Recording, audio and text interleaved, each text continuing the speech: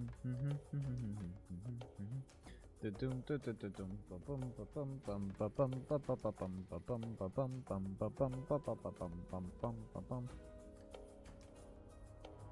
it showing me live yet? There it is. Perfect.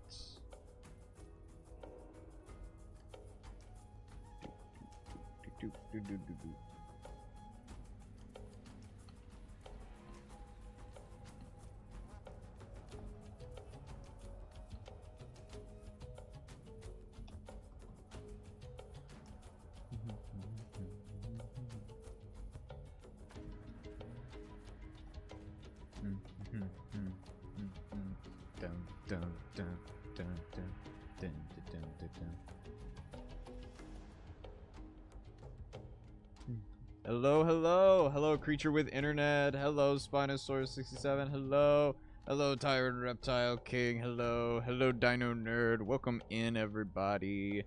Welcome in. We're playing some Path today. We're probably gonna play on PTSR. I'm thinking. I'm gonna give it just a second because I need to send out stream ping on the other platforms as well.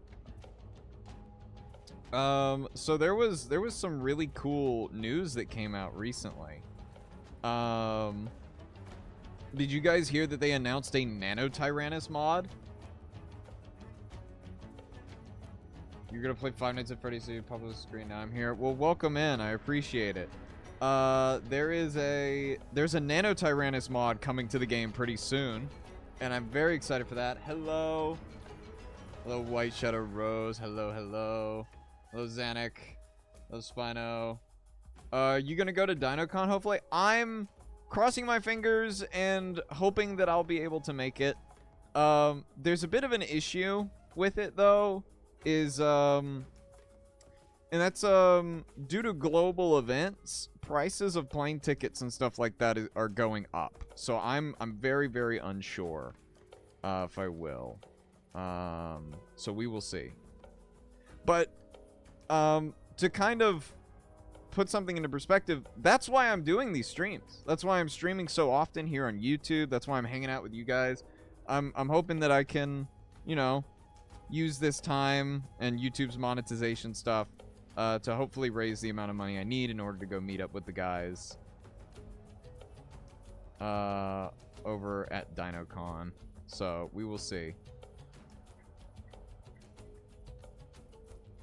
We will see. All right. Hopefully I'll see you there if you can. Yeah. Fingers crossed. Fingers crossed. Okay. Right. I was on Crimson the other day. We're going to PTSR. Oh boy. All right. Let's see if we can get in, actually. So since Nanotyrannis is coming to the game, I will probably be playing Alioramus today. Have you seen or has tried Razor Crest on Alberta? I have not. I don't think I can remember the last time I played Alberta. I'll be honest with you. To do something with it, like make one named Boot. That would be funny. So actually, hey, since I've got you guys here, do y'all want to know a little secret? The little secret is that I'm working on a VTuber model. I'm working on the concept art for it right now. And that process is gonna have to actually get hurried up now because my VR headset is broken, like completely. I can't get it to work, and I don't know what's wrong with it. Do I have the music too loud? The music might be a little too loud, but we're going to be we're in the middle of the process of getting some concept art going for that. Is it Nanook? It's really funny that... Hold on, am I showing... I'm showing display capture. Okay, hold on. I can show you what this thing looks like. Do you want to see what it looks like so far? Because I've got a little bit of concept art going for it right now. Let's see if I can pull this up. Is that going to open on my... Yeah, here it is. This is what I got so far. So we're working on it so far. So far, So good. I've done more since I took this screenshot of it, but so far this is what I've got. So, that's what we got. Coming very, very soon, I hope. But yeah, I'm excited for that. Did you ever find that boot you took a bite out of? Yeah, it's somewhere in my room. It's somewhere in this Anthronanook. It's actually a nano skull that I'm using. But something like that. There's a few things, like, again, I have an outfit picked out for the avatar as well. But we'll see. Alright, I already have a nano. Or he's not proper nano. Hold on. There we go. There's proper nano. Oh, I don't have enough marks for that. Whoa. Whoops. You should give it a Lambeosaurus skull. Maybe a Lambeosaurus neck and torso too. You know what? I was thinking, like, if I could make, like, redeems or something like that to go along with it and just change the skull into something. But I've got, like, an outfit and stuff picked out for it as well, so I'm very excited. Ooh, I forgot I have this guy. Alright, what are we thinking? Do we want to go with the nano idea with Alio? Or do we want to try something new? I don't actually think I have to do. Want to do fan art once it's finished? Hey, I look forward to it. The superior nano. You know what? Let's do Alio for a bit and see what happens. And then we can swap over. Carnotaurus? I'll probably do Carnotaurus, don't you worry. I'll probably do that one. I've got 2 Carnos for a reason. Where am I? Okay, I just got a phone call. Don't know from who or where, but God. I'll say one thing. Exploring Rhyperia as, like, a fully terrestrial animal is terrifying. Because this map is very clearly made for aquatics and semi-aquatics. Not that I'm complaining, because Pangea is clearly made for, like, fully terrestrial ones, as well as Gondwana to a certain level. Because, like, let's be honest here, Gondwana was not very friendly to fully aquatic animals. Rhyperia is a lot more friendly to them, considering it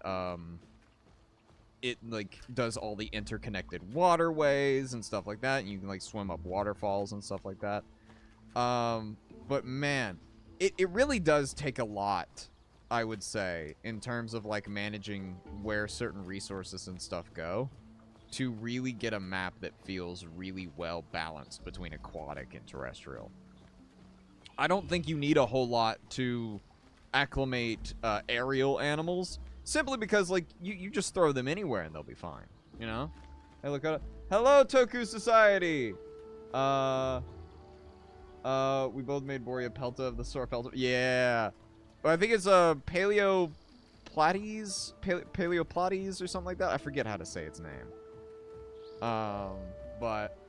I gotta go. Oh, well, thank you for stopping by, Shadow Rose. I appreciate it. Hello, Jurassic Dinos. Hello, hello. We're hanging out on Path today. Just kind of chilling. Hanging out. To those of you that didn't see my video, Dinosaur Sanctuary, we got our results back. It placed 8th. It placed 8th out of, like, I don't really...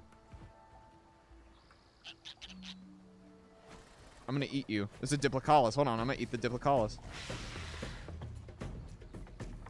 Okay, the music's gotta chill out. But yeah, Dino Sanctuary placed 8th, which is awesome because its purpose is to get Dinosaur Sanctuary exposure. Again, this is a popularity vote, so it's just to see what people are really interested in. And that's a Giga. Or no, that's a Tyrannotitan over there. Do you guys see him? He's just standing there. Look at him. Over there by the like between those 2 really thin trees. What's he doing? I'm kind of tempted to go over and, like, bite at his feet. Hold on. Panzer is in the chat. Oh, is Panzer? Hello, Panzer. I just saw him too. Hello, Panzer. Hello, Boba. Welcome in. Combat Lamb and the 2 Razor Crest Albertas melts anything. Interesting. I'm right. It is a Tyrannotitan. Is this fresh water up here that I can drink from? Oh, he doesn't look happy. Or she. It could be. Ooh, this could be their nest territory. This is salt water. Yeah, this could be nesting territory. Okay. Yeah, I'm leaving. Bye-bye. Bye-bye. I don't think it would be able to catch me, but I'm not going to play that game. Very bad game of hide and seek. Oh, hello, hello. What if the Titan has a dash? Ah, we'll be fine. I've outrun Titans before. We'll be fine.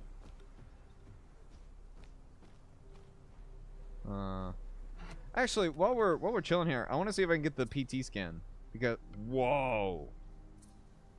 What in the world? Where's the yeah, PT Ren.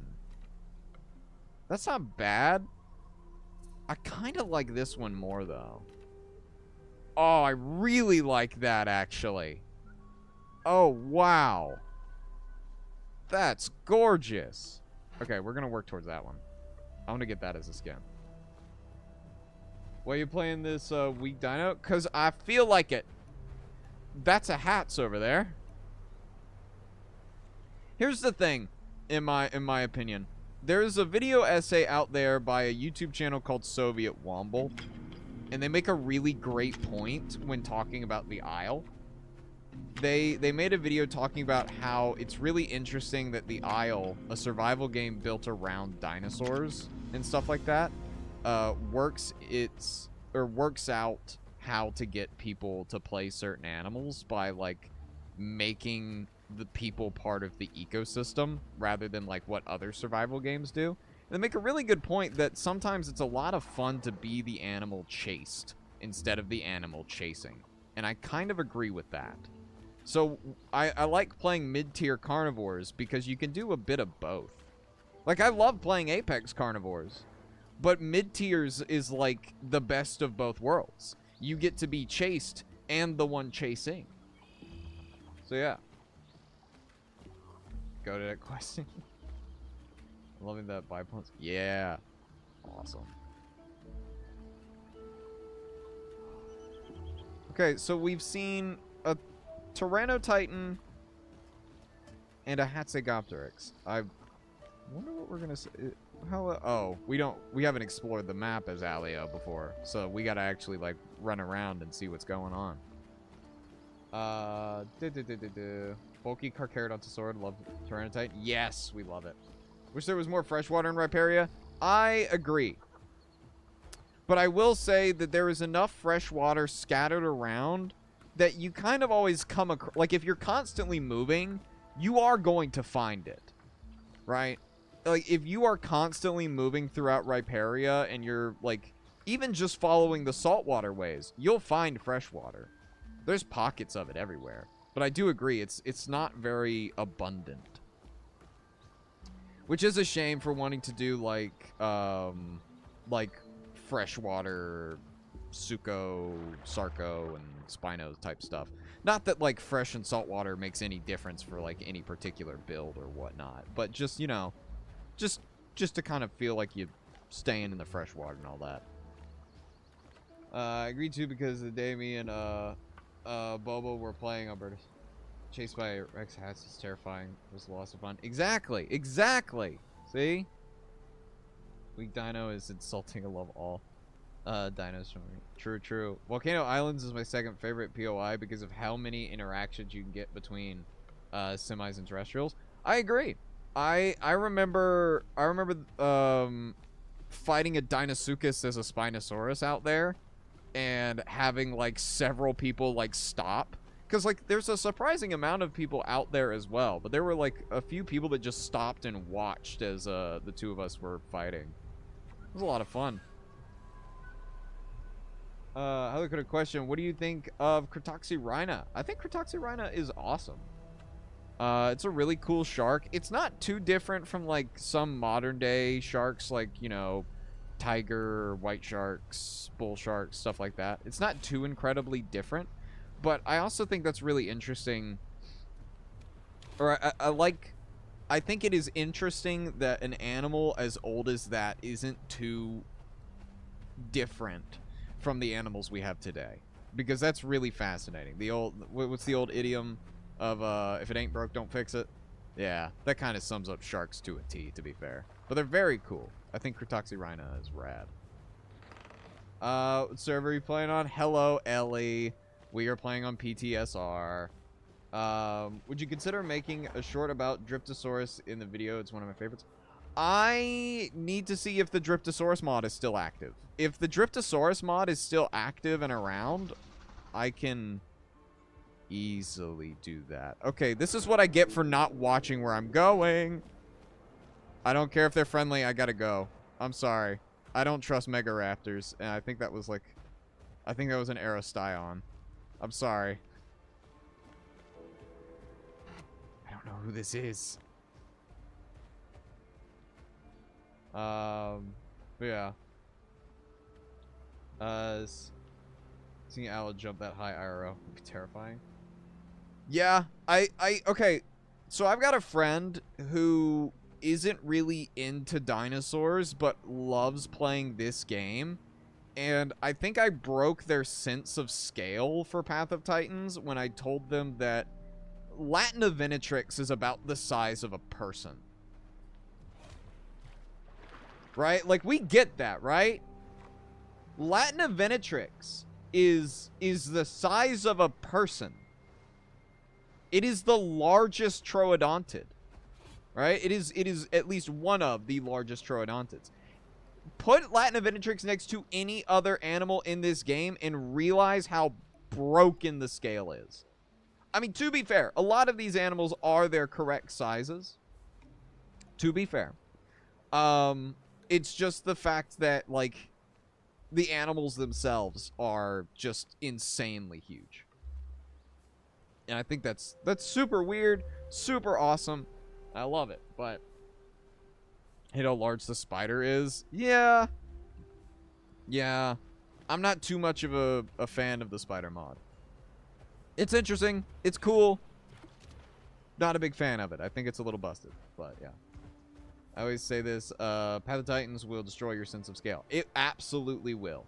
It absolutely will. Because, like, Alio is, like, it could put... If you were standing next to this Alio, it could put its chin on the top of your head. Like, it would have to lean down a little bit to put its chin on your head. Like, Alio's huge. Deinonychus feels too small sometimes, but it's just with the modded creatures. Yeah. Latin is the largest that has been named. There is probably larger undescribed material. Yeah, that sounds about right. Regarding troodontids. I love annoying them as medium herbs. I feel that. We're gonna take that too, actually. See, you've changed your favorite... Oh, you changed your favorite dinosaur? It's no longer Brachiosaurus? I can't imagine what it could be. I can't imagine. What is it, Ellie? What's your favorite dinosaur? How many marks do we have? Okay, still not enough.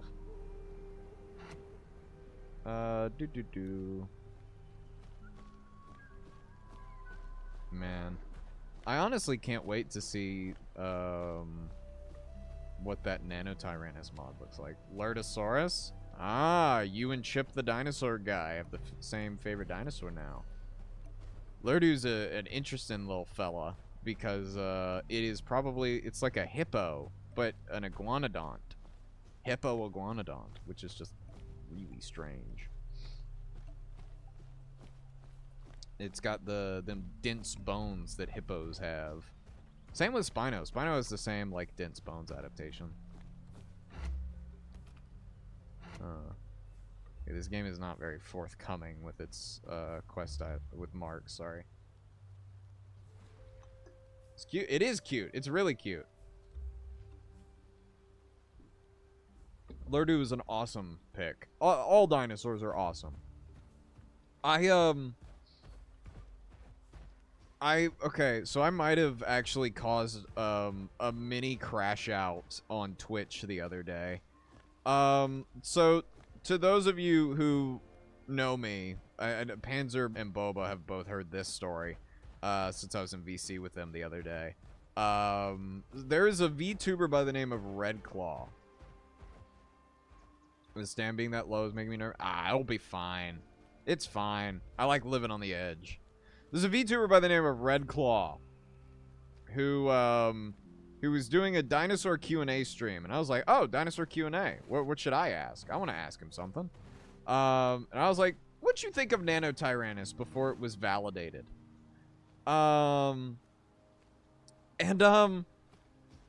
It apparently, woo.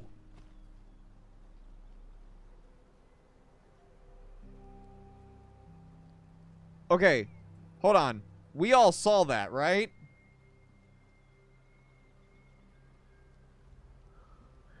We all saw the shadow, right? I'm not crazy. Alright. Cool. We're gonna go over here now. Wonder if there'll be a mod for the new species of Spinosaurus. There might be. I'm sure someone will make it. Anyway... so apparently, when I asked that question, I didn't know that Redclaw had previous beef with Nanotyrannis. Or at least had beef with someone who really enjoyed Nanotyrannis. So it was a very, very interesting crash out they had on stream. About it. Yeah, the hat shadow. Think it was just a tree? Right. Right. Yeah, I'm sure it was. I'm sure there's absolutely nothing freakishly scary that's going to descend from the skies and eat me. I'm sure I could fight off a hats. I could fight off a hats as an Alioramus.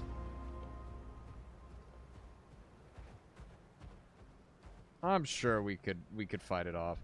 I do find Hetzegopteryx very fascinating. It might have been you. All right, we'll stay over there. But I find Hetzegopteryx very interesting because, like, the only reason it was able to be as successful as it was is because everything else on, like, the islands it was inhabiting was just super small because of insular dwarfism. So yeah. Of course it might have been Ellie. Yeah, it probably was Ellie. I'm gonna get all of my stamina back, like, really quickly. Do you know that, sister genus called, Stegovenator? Stegovenator, I don't think is valid at all. That's one of Greg Paul's, like, random interpretations of things. Like, okay, look, Greg Paul has done amazing things for the field of paleontology in the past, and I can acknowledge that. But I can also acknowledge that the guy is really weird in how he does things. Because he loves to come out and say, I have no evidence for making this its own genus or separating this material out of this descriptor. But if it ever is found to be its own thing, I'm giving it a name so when they do find evidence for it being separate from the rest of this, they have to use my name. Greg Paul's very strange about that. I'm not sure why. It was the same thing with T. Regina and T. Imperator, right? 100% sure it's not valid. I've been down this road before. Here's my thing.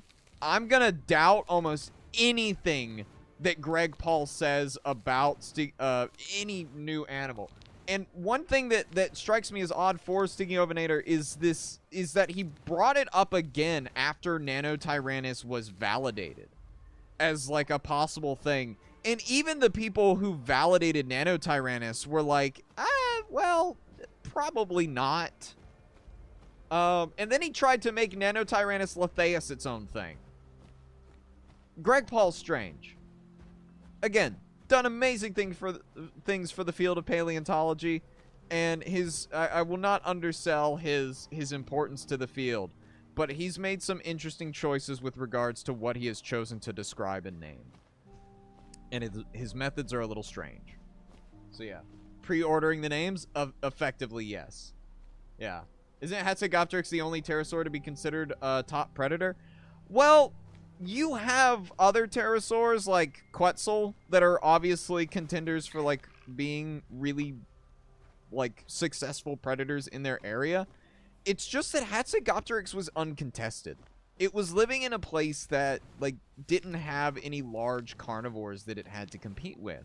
So it was able to capitalize on all of these animals that were smaller on these islands than compared to maybe their mainland cousins. And Hatzegopteryx could go to and from those islands, and it wouldn't have to worry about it. So Hatzegopteryx, I think, I could be wrong in saying this, I want to say it is probably one of the only non-dinosaur apex predators within its within the late Cretaceous. And I do mean apex, because apex predators are predators that eat other predators. There were, or at least there is, some evidence of potential like troodontids, dromaeosaurs. There are some smaller predators on the island of Hatzeg. So it was in fact eating other predators. We good in the water? We're good in the water. Okay. But yeah, I didn't get the Stygiovinator from Greg Paul. I got it from Nick Ronja. What? But isn't Stygiovinator, like, isn't that one of Greg Paul's genuses that he's described? Isn't that one of his? Am I wrong? Hold on. Give me 1 second.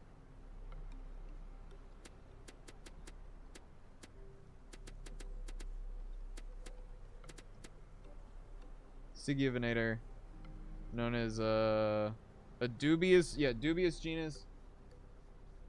Okay, hold on. Oh, okay, hold on.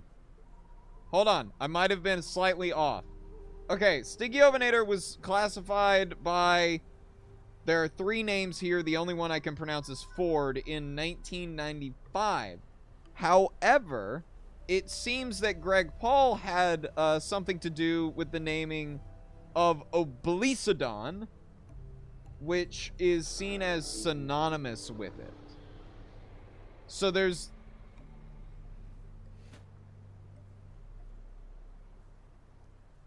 Okay, that sounded like something big. Okay, so it had something to do with it, yeah. Could there be Killer Dromaeosaurus in, do you reckon? Be a ultricular? Hold on. Oh, do you mean like an articulated skeleton of a Dromaeosaurus? I'm sure, yeah.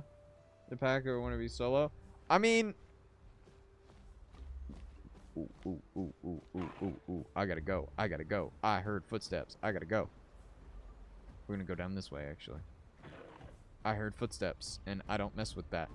I mean, if you find me, you find me. You know? Just as long as, like, we're abiding by the server's rules. Because remember, this is a semi-realism server. So as long as we're abiding by the rules, we should be fine. Greg Paul is essentially, Edison of paleontology. A little bit, yeah. Edison, I dislike Edison a lot more, though. I think Greg Paul has still done some meaningful work to the field of paleontology. Edison was just kind of a loser. But yeah. Speaking of, the here the new Ceratopsium where hats lived. Yes! The one that was described, originally as a rhabdodontid. Come here. Come here. Come here. Come here. Speaking of ceratopsids, I'm eating this guy. Oh, hold on. You've got something for me. I'll take that.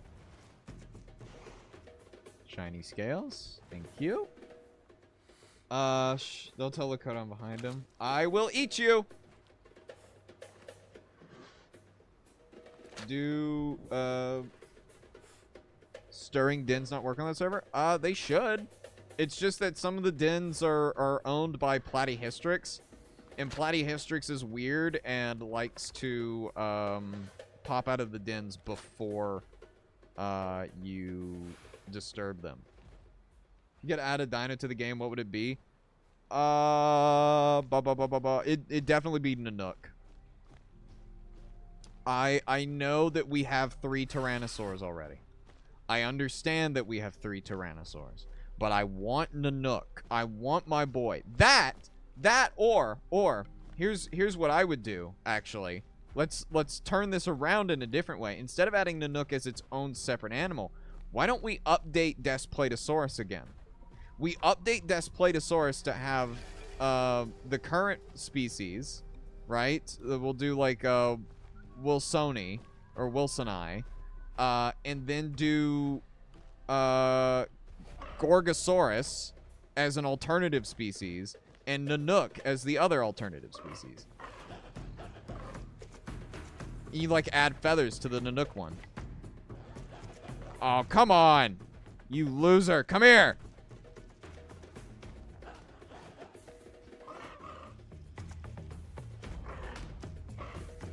Come here. Come here. Come here. There we go. There we go. But you could do something like that. Could have been born featherless. I mean, could have there been born featherless dromaeosaurids?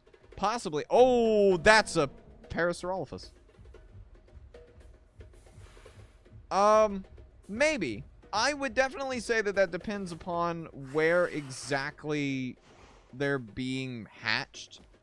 I mean, like, based on conventional ideas of dromaeosaurs being very similar to birds, I think it's possible, but it's not likely. There are some birds that are born that have like really, that's okay, there's a hole in that rock. Like geese have really weird looks to them when they are like freshly hatched. But I don't know. I'd say it's definitely not impossible, is what I'll say. But then again, that's also my answer to a lot of things. There we go. Keep the other 2 species the same. Well, no, I'm saying like model like the Desplatosaurus species after, like, okay, look at Styracosaurus, right? Styracosaurus is a great example of what I'm talking about when I say this. When they redid Styracosaurus's model, and yes, I know they redid Desplatosaurus's model and all of that stuff like a few months ago at this point, maybe like just over a year now. But when they did that, they gave Styracosaurus 2 species. One was based on Ionosaurus with the downturned horn, and the other one was based off of Stellosaurus, with like the horn that like turned towards the I've actually got to go back over here and steal one of these bones, that turned back towards the animal. Do something like that, you know?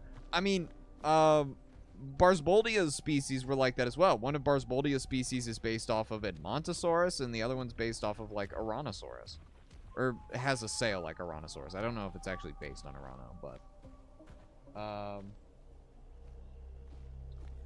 you name your channel after the Lakota Formation? No, I actually named my channel after the name my father was going to give me when I was born. Originally, my father always said that his firstborn son would be named Lakota. That did not end up being my actual name, but I really liked the name. 406 is a reference to the area code for Montana, which is where the Lakota tribe is from. It's Cyberpunk. Is this Fortnite? Thought it was Minecraft. Man, we're playing a lot of different games here today, apparently.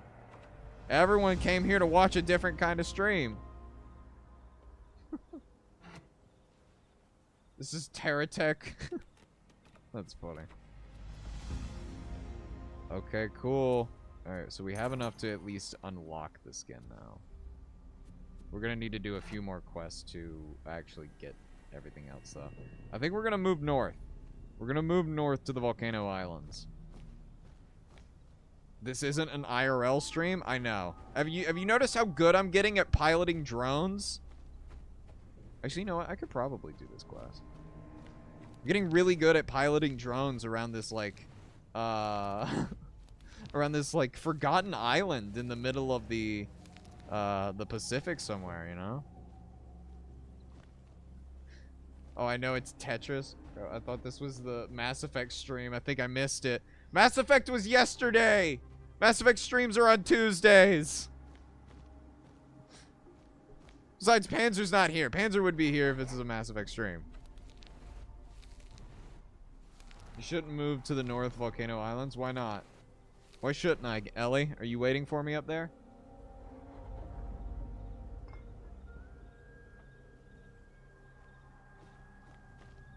This isn't Overwatch? Okay, listen. Listen, on that note, I don't think I'm ever going to touch that game ever again. I've maybe played a total of 17 rounds of Overwatch in my entire life. And that's just a rough estimate. That's like a number that's like, yeah, that sounds right. I have never really enjoyed that. I love Marvel Rivals, though. Rivals is super fun. Not an Overwatch guy, though.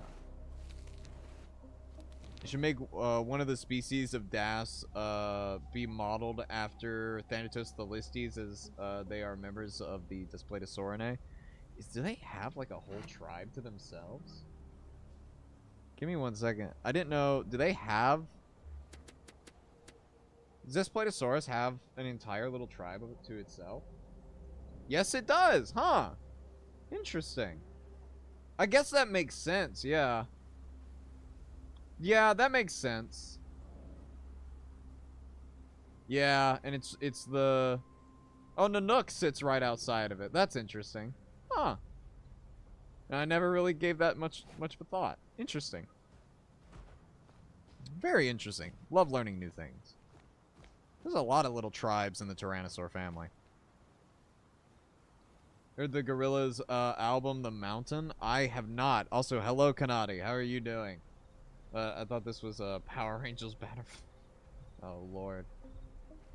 What is the server? We're on PTSR at the moment. I need to find death caps, which are probably going to be down this way.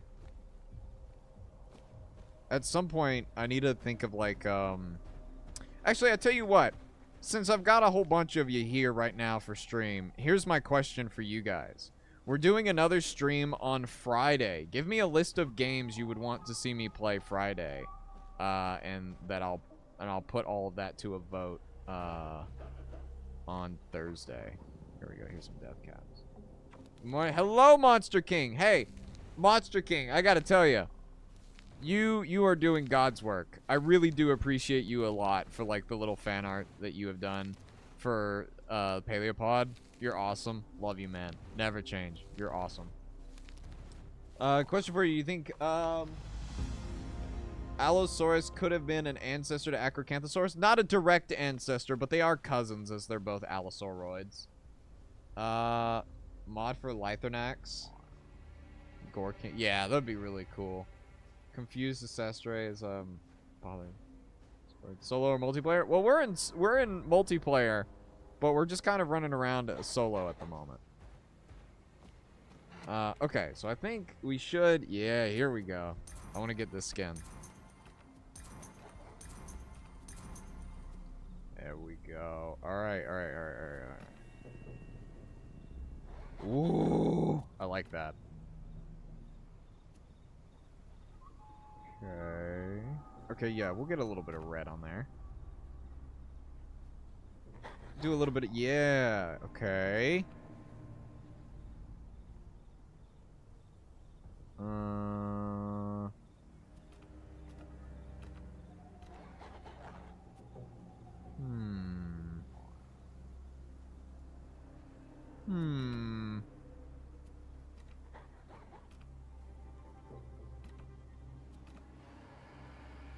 I kind of want to do this one. Let's do this one. I like this. I like that skin. I'm gonna have to look and see what skin mod that's coming from. Henry Stickmin collection. Oh, that'd be fun. Play Terratech World. I don't know what Terratech is. This is the first time I'm hearing about it. That's saltwater.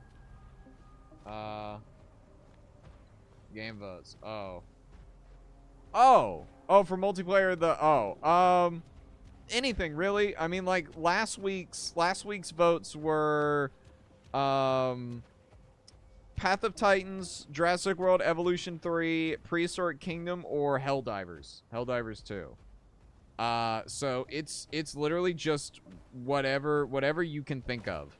If I will say this now, I am more inclined to put something onto the vote if I actually have it. Because TikTok loves to delay my payments every month. So I don't have the means to buy any game at the moment. But hey, yeah. Man. No, okay, so like side tangent rant that I want to have with y'all. I was talking about it earlier with like going to Dino Con and stuff, and how I'm worried about like world events affecting the price of like plane tickets and stuff like that. I'm actually really worried about that, because if things continue the way they're going, I'm not going to be able to afford a plane ticket. Which, you know, that's like the most expensive part of that trip is the plane ticket, which is, you know, that's the problem. So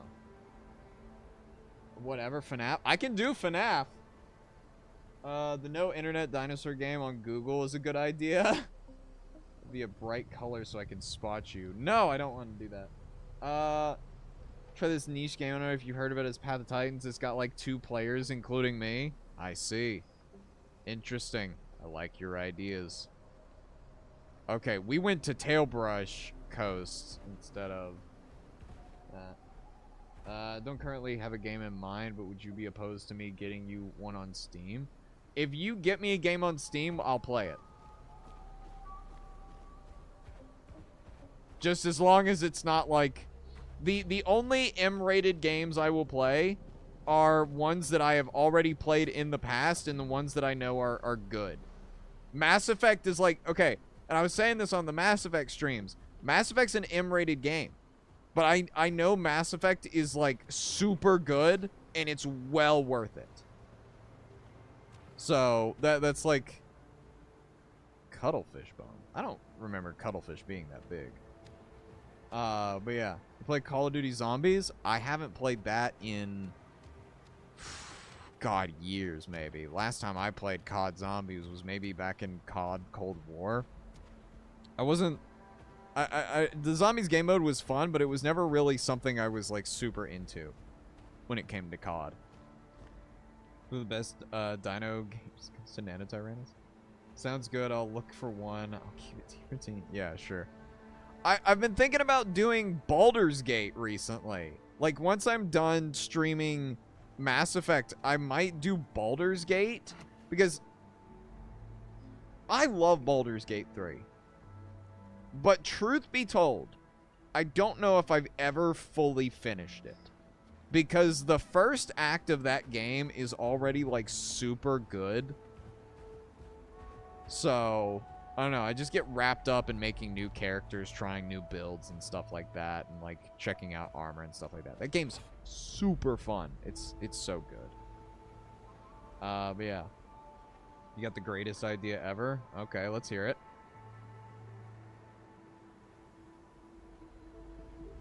There's a cheaper hotel close to Dino Con. I know. The hotel and stuff like that for Dino Con isn't what I'm worried about. I'm just worried about the price of the plane ticket.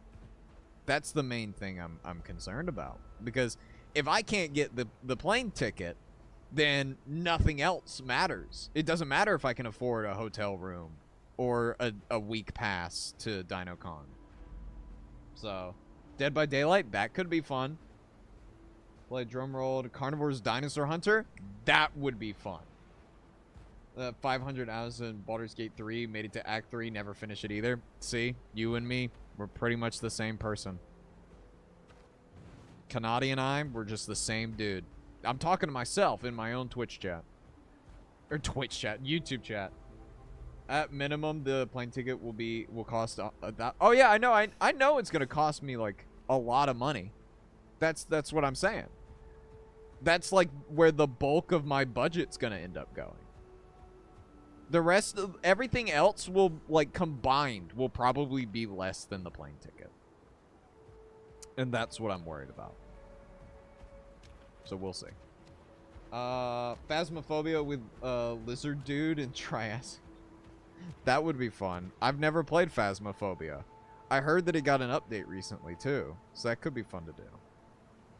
Probably a bad idea sitting down right next to the water's edge. God, okay, I love this skin. It's so pretty. Wow. Okay, I really do love this skin.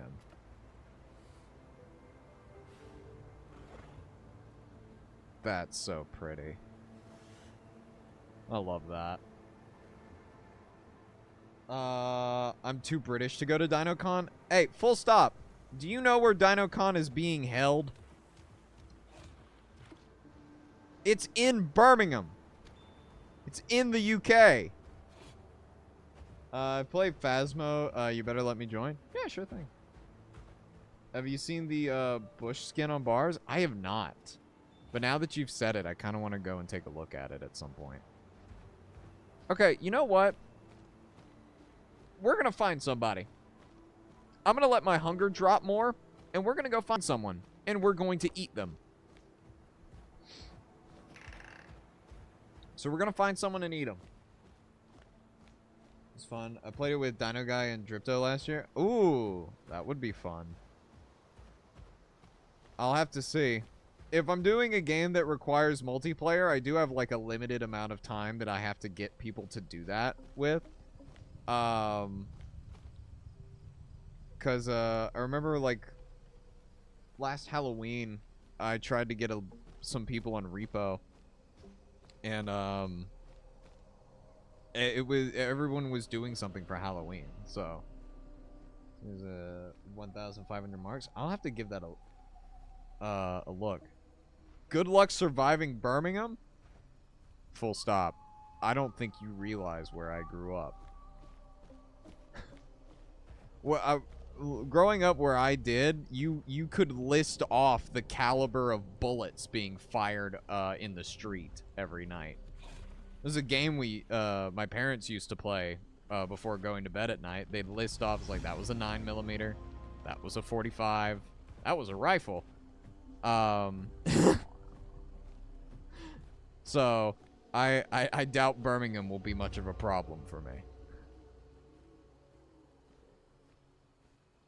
Lethal Company could be fun. I don't know how many of my friends have Lethal Company, aside from the obvious two.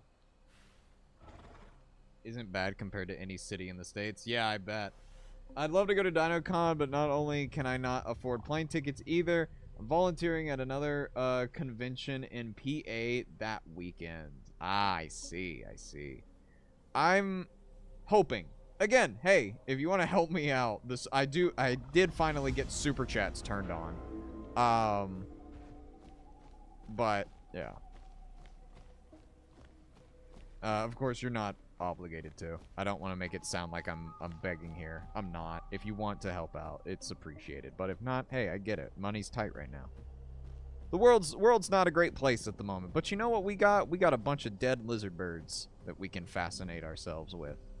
So yeah.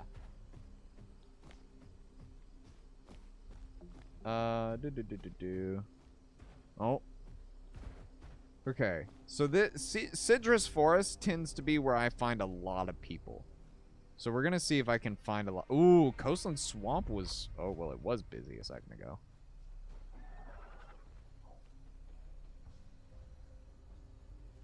That was an Austroraptor I just heard.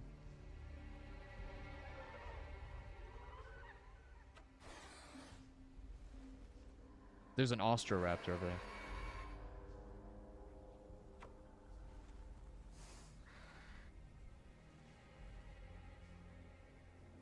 Thank you, Dino Nerd, for the $2. I appreciate that, man. Hold on, I wonder if I could take on an Austroraptor. I wonder if I could take down an Osteoraptor. Just hitting myself with a bunch of dead lizard birds is how I keep going these days. Hey, I feel you, man. I feel you.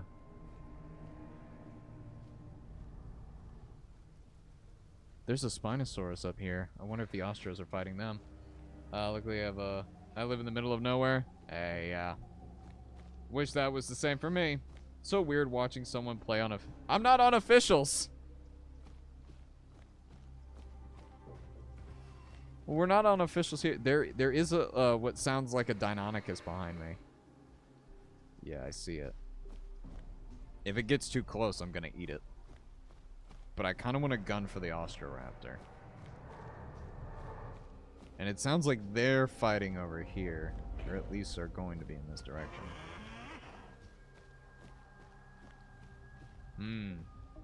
Not officials, community service. Ah, okay, okay.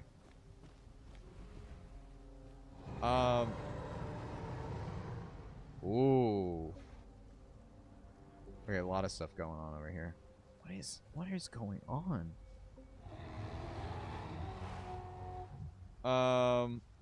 45 minutes from a state's capital. About the same here.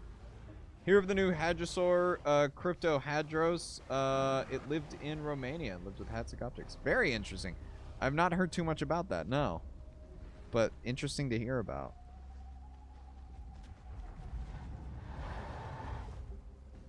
Oh, it's a baby Deinonychus. I could still eat them. Might be a worthwhile food.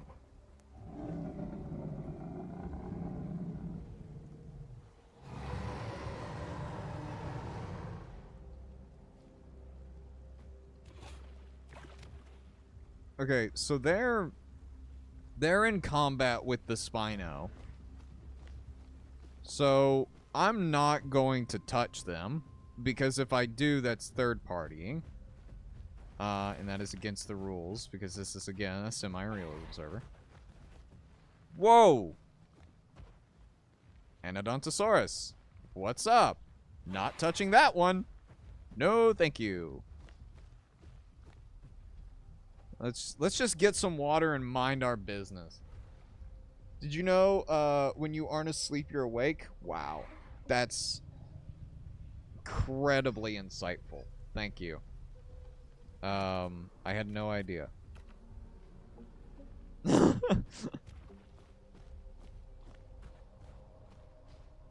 I don't know where those Ostros went. Which is a shame. Because I wanted to try and fight those. But I know I heard Osteoraptors.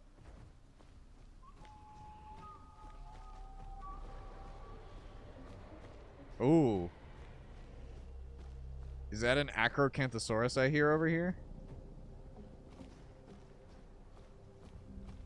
Oh, Saurophaganax. Yeah, okay. Not touching that. Ah.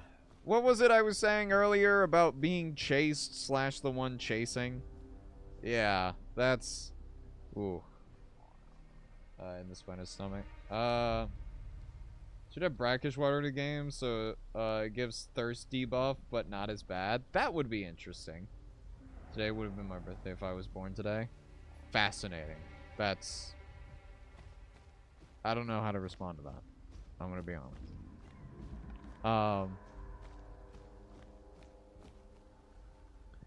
Ooh. That's a Giga and a T-Rex that are hanging out at a kill together. So what is this Giga doing?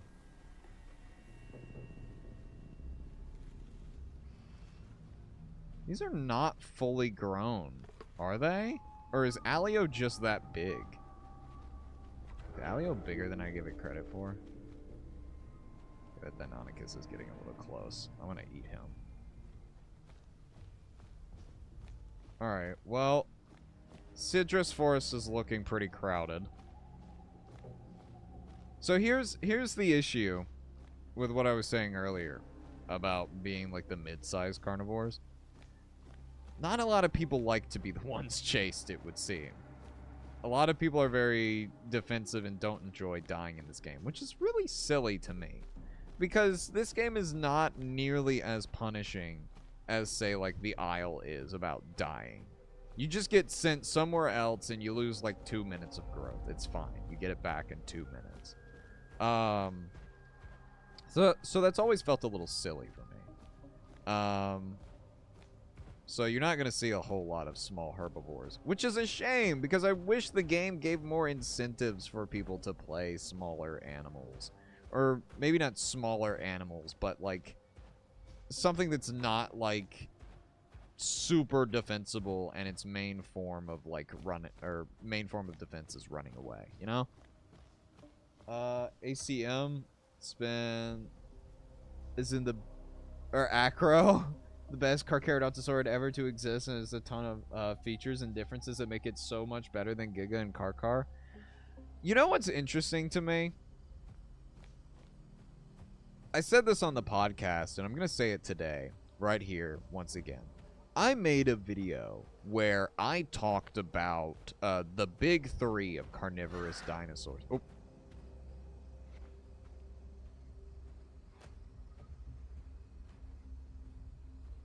Oh, there's a fight going on.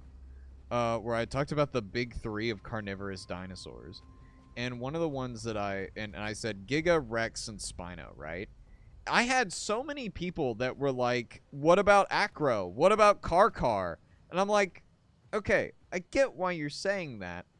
But the reason I chose Giga, Rex, and Spino are because it's not just because they are big. But it's also the fact that they are, I'm gonna steal this kill from the Delta Dromeos. But it's the fact that they got to those sizes while holding, or by doing it in different ways. So like Spino's the fish eater. Giga goes for like things like sauropods and is like cutting things with teeth. Rex has like the rounded serrated teeth, so it's crushing things and stuff like that. And it's like Carcar and Acro do not stray too far from Giga's niche. Let's be honest here. Carcar and Acro do not stray incredibly far from the same kind of methods and niche that Giga held. That's why I think they kind of fall under Giga as that category, because like let's be completely honest here. The Carcharodontosaurids got so big so often that it's incredibly hard. Okay. Genuinely, I have a question for you, chat. If I lined up next to one another, Giga, Tyrannotitan, Mapusaurus, and Carcharodontosaurus, without labeling them and just swapping their positions all around, could you, with 100% certainty, accurately tell me which one was which? Do you think you could look at all of those large Carcharodontosaurids? You know what? Throw in Taurovinator and Tamaryraptor in there as well. Throw in some wild cards. All of those guys are like incredibly similar to each other. It's just because they got that big so often. You could for sure. You know what? I'll take you up on that, Panzer. After this stream, I'm gonna send you a message and I'm gonna make you guess. You forget Merax. Yeah, Meraxes is another good one to throw in there as well. Meraxes. Yeah, just put Tyrannotitan, Meraxes, Mapusaurus, Giga, Carcar. Again, throw in Taurovinator. That one has high spines like Acro, so you could probably tell that one apart. The only way you can tell that Acro is in fact Acro is because Acro is a lot smaller than them. Like here, hold on. Let me show you this. Let me pull something up real quick. Cuz this was something that like blew people's mind. This is Acro compared to Tyrannotitan.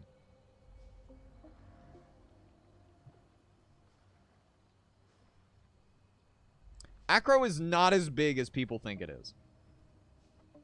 Like, it's big. Don't get me wrong. It's big. It is, like, the second largest genus of theropod in North America, but it is not as big as like some of the other Carcharodontosaurids. Panzer, what did you just get yourself into? Throw in a dozen other undescribed species of Mega Carcharodontosaurus for fun. Yeah, exactly.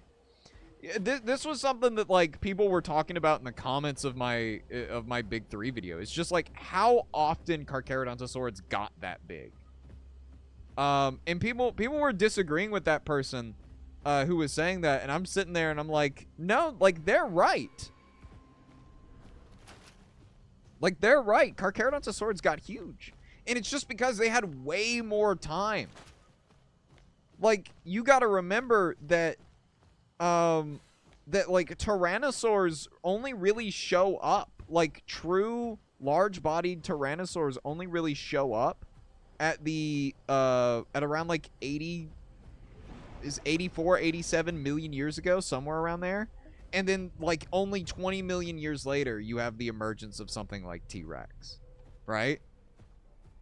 So T-Rex, like, had the dinosaurs continue to live for maybe 10 more million years, you probably would have had a similar pattern form with the Tyrannosaurs.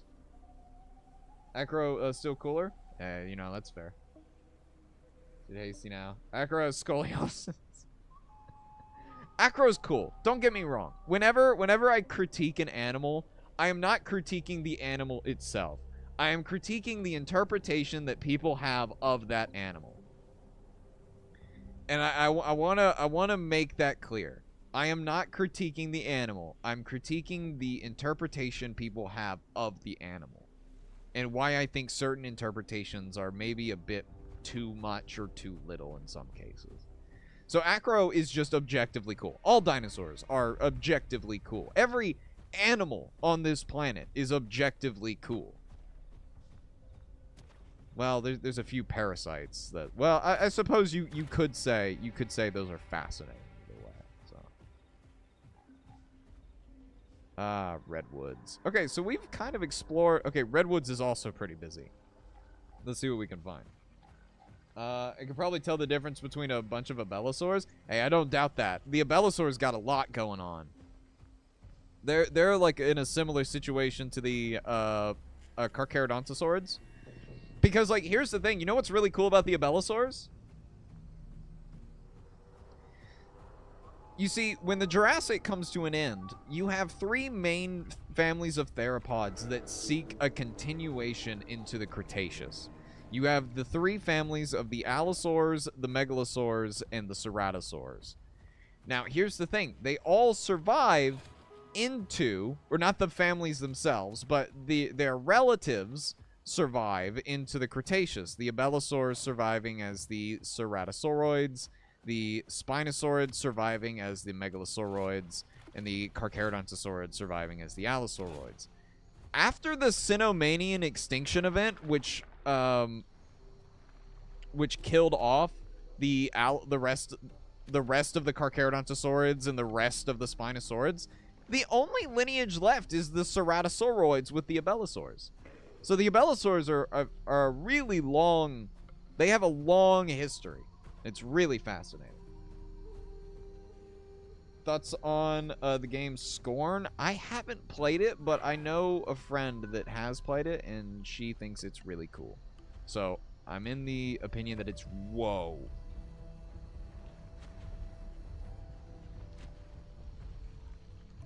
Whoa.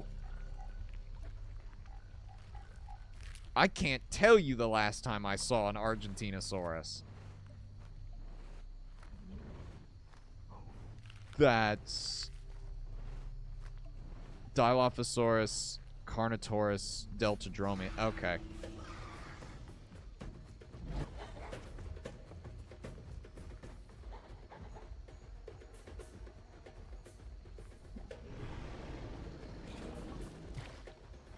Oh.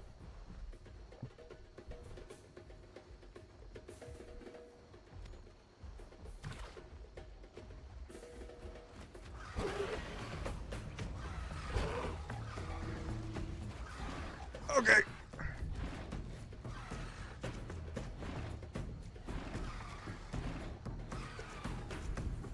Yeah, I'm dead here.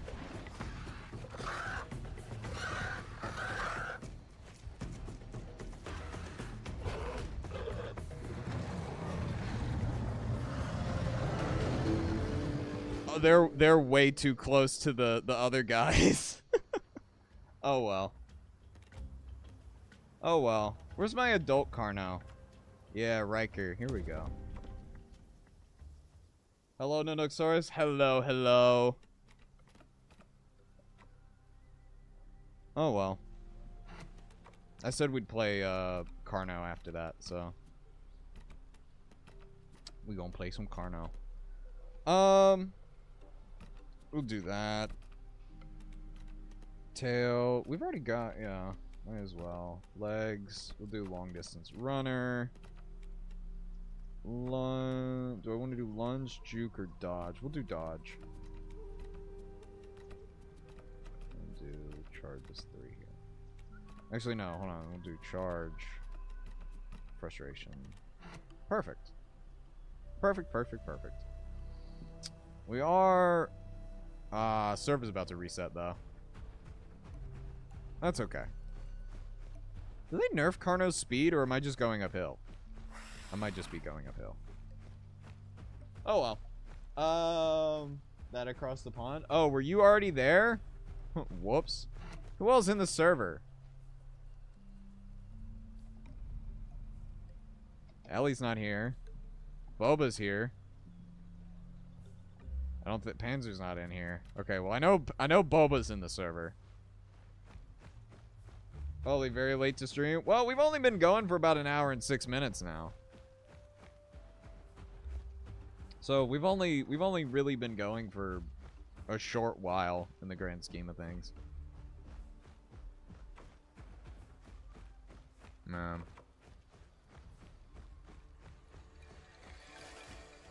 Albino? Albino.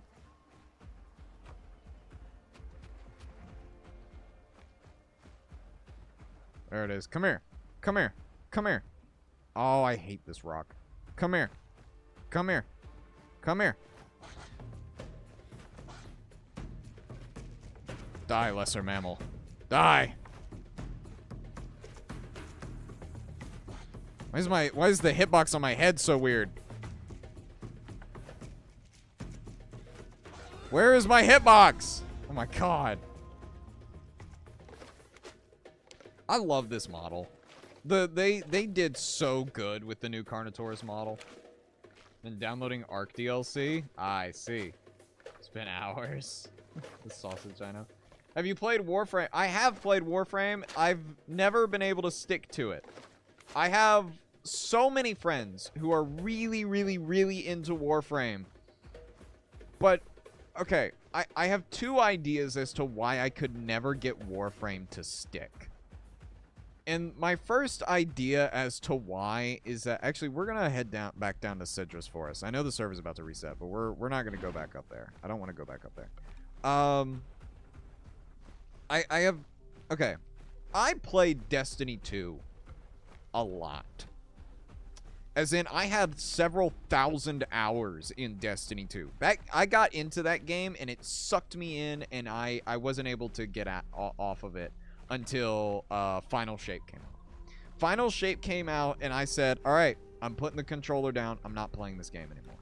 And I haven't touched it since. I've maybe touched it once for like 2 hours just to see what the game's like right now. But I don't think I could ever get into a game that was like that, or that's like Destiny 2. And while I know Warframe and Destiny 2 are very different games, they're still fundamentally run the same way, right? With the live service stuff and all that. And look, I hear Warframe's great and it does it in the best way possible. I don't think I could ever get back into it. I don't think I could ever do a game like that ever again. 5 minutes, left 5 seconds, and now there's a car. Yeah, we kind of got mauled in the Redwoods. We got mauled to death. Okay, we're gonna sit down. All combat stopped at like 2 minutes, so we're gonna sit down and get our stamp. 2,000 hours, Destiny 2, my guy. We literally had the same story. I stopped at before Final Shape. Yeah. Look, you know what's funny about that? Do you know why I got into Destiny 2? It was the Roboraptor armor.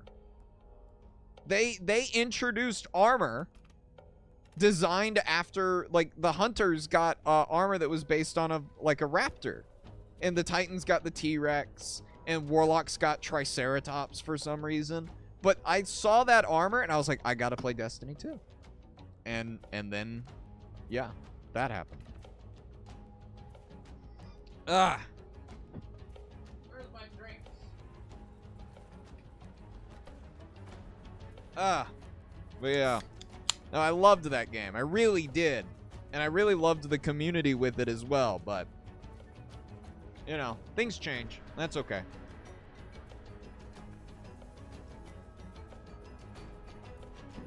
What do I think of Brachiosaurus? I think it's pretty cool. I hope we can find new material for it soon. So just like that. Yeah, the dino armor. Yeah. Dino armor is awesome. Do I want to play Spino? I kind of want to play Spino. I want to play Spino for a little bit. We're playing Spino.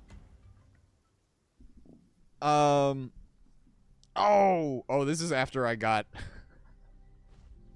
Remember me talking about the Spino and the Deinosuchus fight? Yeah, I logged off right after that fight, and I guess I haven't touched Spino since. But yeah.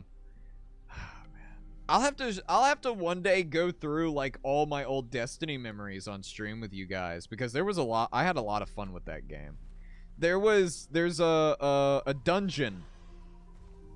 There is a dungeon in Destiny 2 that my old clanmates, Starkiss Vixen, Hunter Dooley, and Jara, they went and did that dungeon, and one of the call-outs, like, there are symbols, and you have to call out what symbols are what in order to do the encounter. And apparently, I think Dooley, like, misheard or heard part of the conversation that Jara and Vix were having, and instead of saying cup and dog, he was like, Lakota. And so for the entire rest of that dungeon run, they just called cup and dog Lakota. It's like, okay, we got Lakota. It was fun. Oh, you're near me, come say hi? Oh, okay.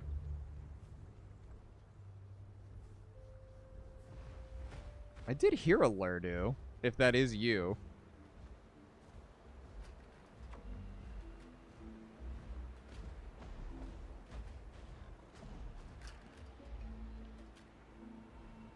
You this way?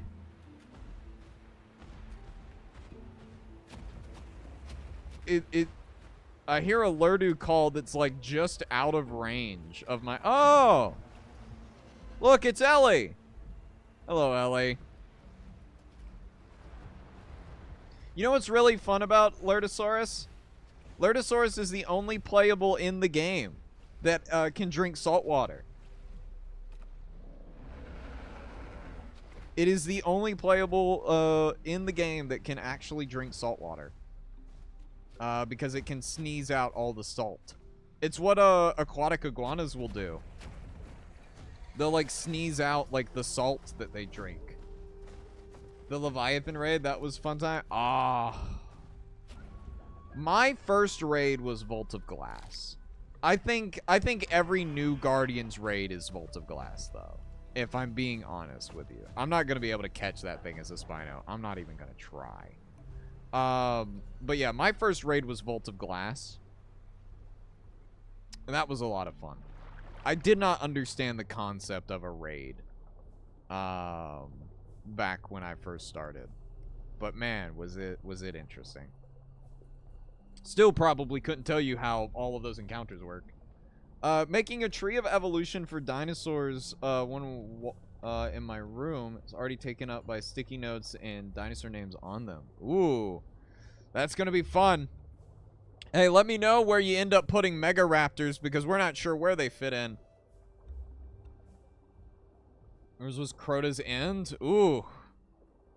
Man, yeah, I didn't really play Destiny 1. A lot of Destiny 2, though. A lot of Destiny 2. Hold on, I gotta check something. Oh, Stop that. There we go. Okay. But yeah, no, I had, like, actual, like, lore. Like, the whole, like, making short stories and stuff, that's not, like, a new thing for me. I had, my Destiny character had lore. It was awesome. Right now, I have them next to Tyrannosauroidea. Good, good, good, good. That is where a lot of people tend to put that so far, at least from what I've seen and heard. I'm checking on today's video. Okay, so if you watch today's upload where I talked about Dinosaur Sanctuary, I don't know what happened to the audio of that video. Nor do I know what's going on with the... Actually, that's a separate issue, I'll say. The audio that I used for that video got really crunchy for some reason. And I don't know why.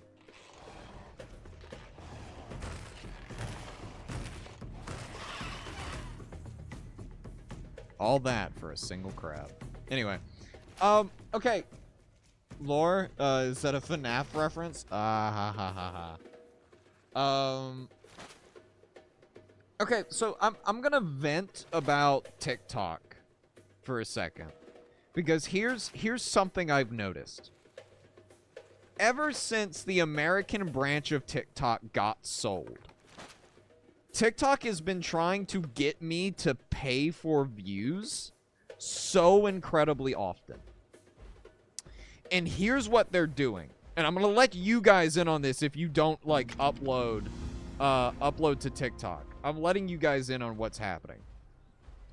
If you have a video that does really, really well, for example, I had 2 videos that did really well, at least by my usual metrics. And it was the Spinosaurus mirabilis video, and it was the Big 3 video. Those 2 videos did beyond average for, like, my typical content. But what TikTok does is that it sees that you're doing really well, and then the next few uploads that you put out, it will cut your viewers into, like, a third of what it is. And so what they're going to do after that, because they've been trying to get me to do it again, they did it when I uploaded the Acro video. They're like, oh, hey, this video isn't doing as well as your other ones. Why don't you pay us and we'll send it out for more people to see? They intentionally cripple your videos and their ability to do well so that they can get you to pay for views. And I hate that.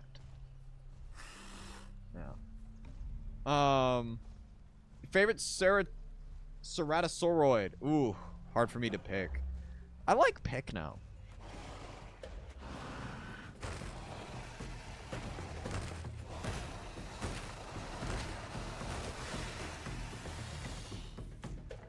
Alright, well, we're gonna end up getting murdered out here. I'm just letting y'all know now. We're about to get murdered. We're 100% about to get murdered out here. But yeah, they're always making me pay for views. I'm not paying $15 for views. I agree. I agree. That's where I'm at with it. Sounds like TikTok is an awful company. It's the people running the American branch that are awful. Yeah, we're dead.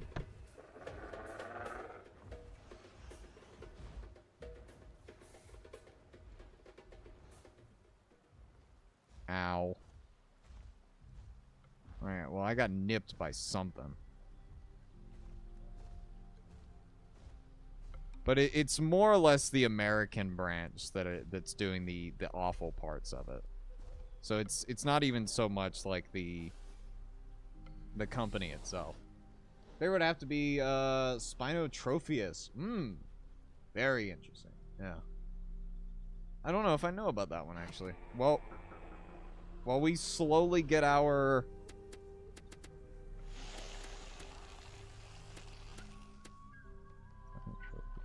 What in the world was that? What is that sound? Spinotropheus. Are you sure this is a Ceratasaurid? It just says Neotheropoda. Middle Jurassic. I mean, it's an interesting looking fella. I'll give it that. What is that noise? Okay, that trope is too close. You're gonna have to back up.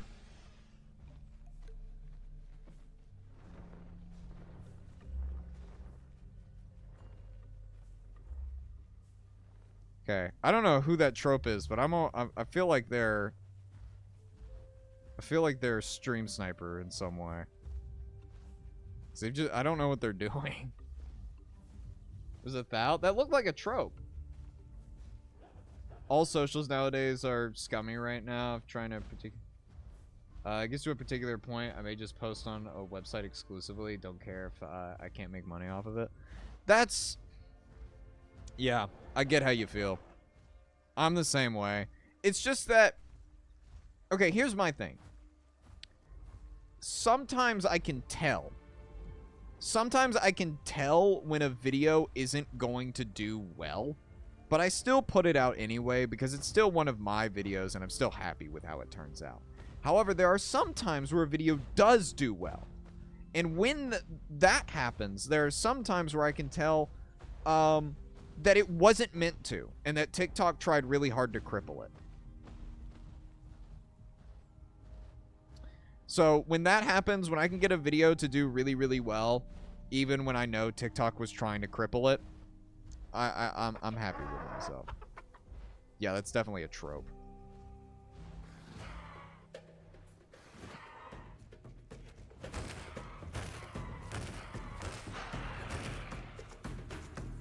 Nom noms.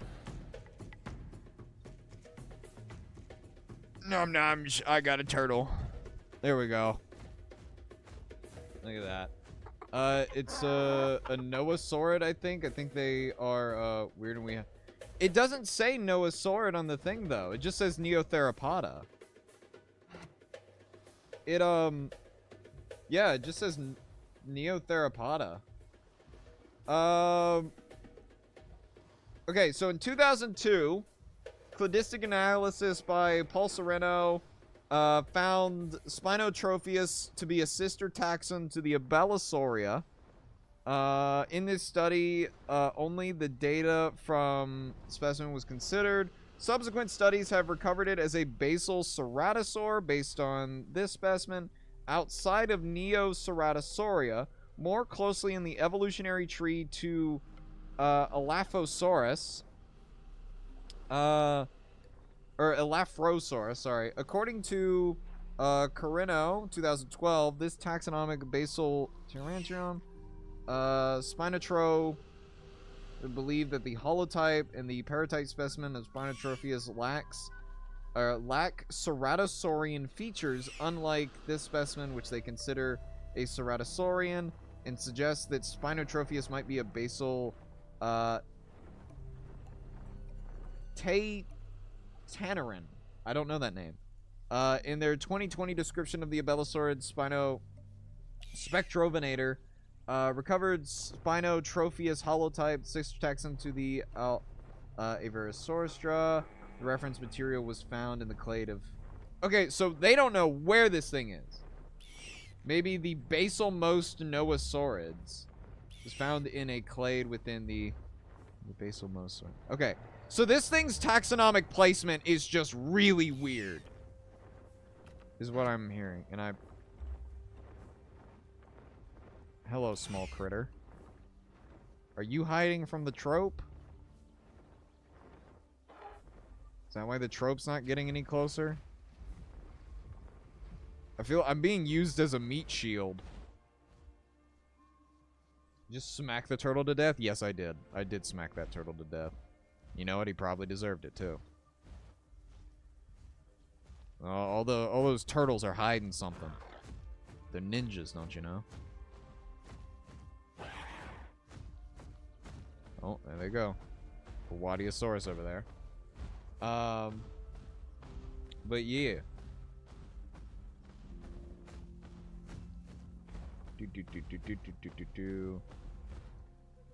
Okay,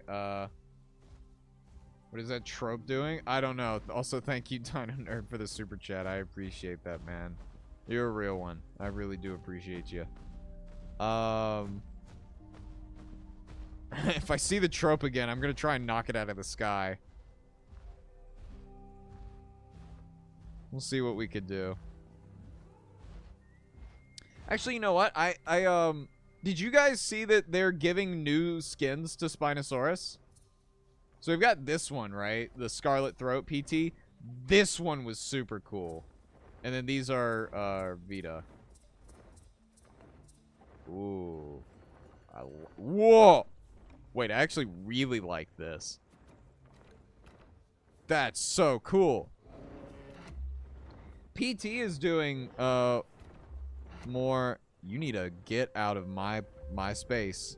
Get out of my personal space. I'll smack you. It's not me. I'm still at work, unfortunately. Ah, okay, okay.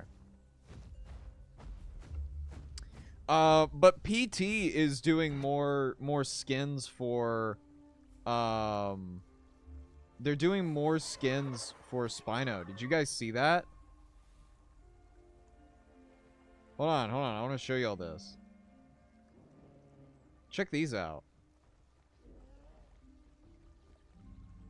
Look how pretty these are. These are just... Oh, I can't wait. The PT skin mods are not gonna disappoint. They are not gonna disappoint. How much was this skin? It's 5,000. Pale morph. Okay, it's either this one or I do Scarlet Throat, but I also really like this one, and I might do that one.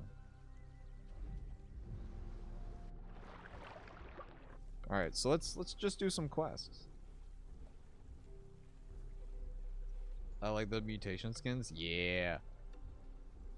PT is always cooking with something good. I love PT and all that they do. What in the... I'm not really sure what this guy is doing. But, I'm just gonna get you out of the water since you seem to be glitched. I'm just gonna...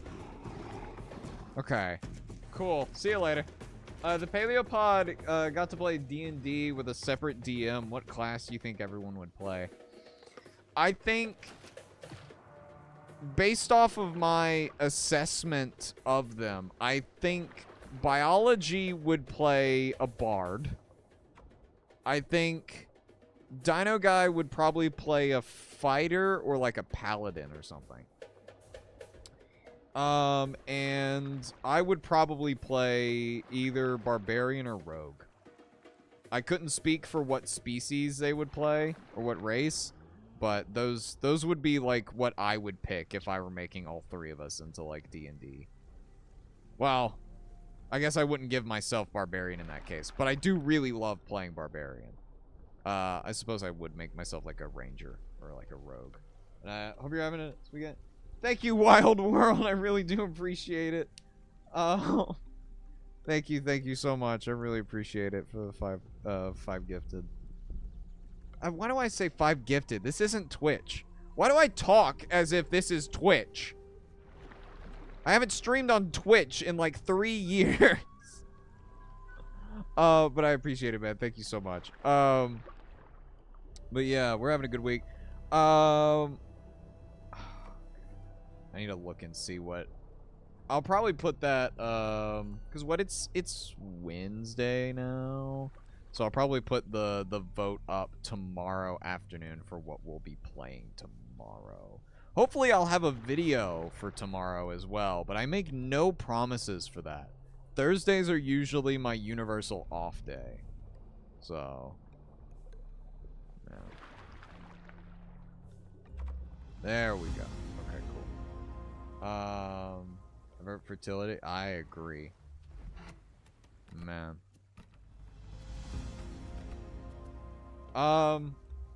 Actually, hey, Kanati, were you in the stream when we were talking about my VTuber model that I'm working on? Were you in stream when I talked about... Whoa! Thank you, Dino Nerd. I have the... I forgot I had enough to play point save up, so this one's for me. Love playing sorcerer, non-book wizard. Awesome. Thank you again, Dino Nerd. I really do appreciate it, you guys. But oh, there's the trope again. Sir, I am bathing. If you could just see, I can't do anything about him since I'm in the water. If I were on if I were on land. Sir, I don't think that's I don't think what you're doing right now is biomechanically possible. Okay, part of me thinks that's probably Ellie. Okay, hold on. Who all of my friends are still in here? Hold on. Boba's still here. Ellie's not in here. Okay, so probably isn't Ellie. I don't think so. I was. Why? Okay, give me 1 second. I want to show this to you, Kanade. So I'm gonna show this off on stream once again. Apologies for showing this off again, but I'm concept arting. Ta-da! A VTuber model. Right now, this is the side profile of it so far. The idea is that it's gonna be like a human skeleton with a dinosaur head.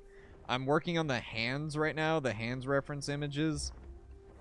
I need to do a forward-facing one as well, just to get like all the angles. Hello, trope. But yeah, it's a work in progress. Nickel and dime for you to Dino Con. I appreciate it, man. I really do. You guys are awesome. So I'm really looking forward to that. I have a name for him. Because guess what? Surprise, surprise, the guy that likes writing short stories is going to give his VTuber a lore. His name is Crane.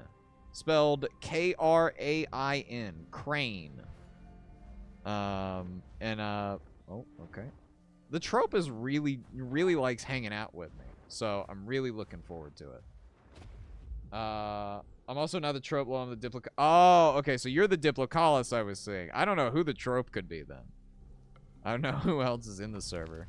I wonder if it's Teddy. Could be Teddy. But yeah. Of course, I'm gonna try and get the concept art done, maybe his outfit done. There's there's Boba. Hello, Boba, the little Diplocaulus. One of my friends, Panzer, came up with a really cool idea. I swear that isn't me. Okay, well you're saying that a lot, and it's almost suspicious. Crane, I like it. Yeah. So there was an idea that Panzer, one of my friends, Panzer, who plays with us on the Mass Effect streams and stuff like that, had, because I wanted to give him wings. I wanted to give Crane like Asdarkid wings, but I also wanted to give him a cape, and I was trying to figure out how I could do that. And Panzer came up with the idea to make the cape the membrane of the wings, and to have the hands of the Asdarkid wings come over the shoulders and like mount the cape to the shoulders, like the I forget what they're called, like the little tassels that hang over people's shoulders and stuff like that. So yeah. Yo was looking at the Cedar Mountain Formation fauna, and there is a massive Kalingarthid I cannot read that name because I am dyslexic. The part of the Gigantoraptor. Ooh, very interesting. That worked till 5 p.m. How can that be me? I don't know, but you're very adamant that it's not, so it's a little suspicious. Wouldn't it be cool if this game had like a timeline of development progression system, like completely quests from a child to adolescent, full growth adult? Aren't they working on that? Aren't they like working on a system like that though? I've heard that that's something that they're doing. I mean, it would be cool. If they're not working on it, I think they should. But I feel like that's something they've talked about before. That's what I was going to say. Kind of like Gargoyle. Yeah. Also, haven't played semi-realism servers before. Panzer has the best ideas. I agree. I was talking to him Oh, I tell you what, I gotta talk to him after stream, because he said he'd teach me how to do a starting soon screen, and I need to do a starting soon screen. Cause just kind of starting stream is probably not the best way to go about that. So I'm probably gonna figure out how to do that. Are there any places I haven't been that I can go to? I haven't been to Tailbrush. All right, well let's go to Tailbrush Coasts. Let's go up there. But yeah.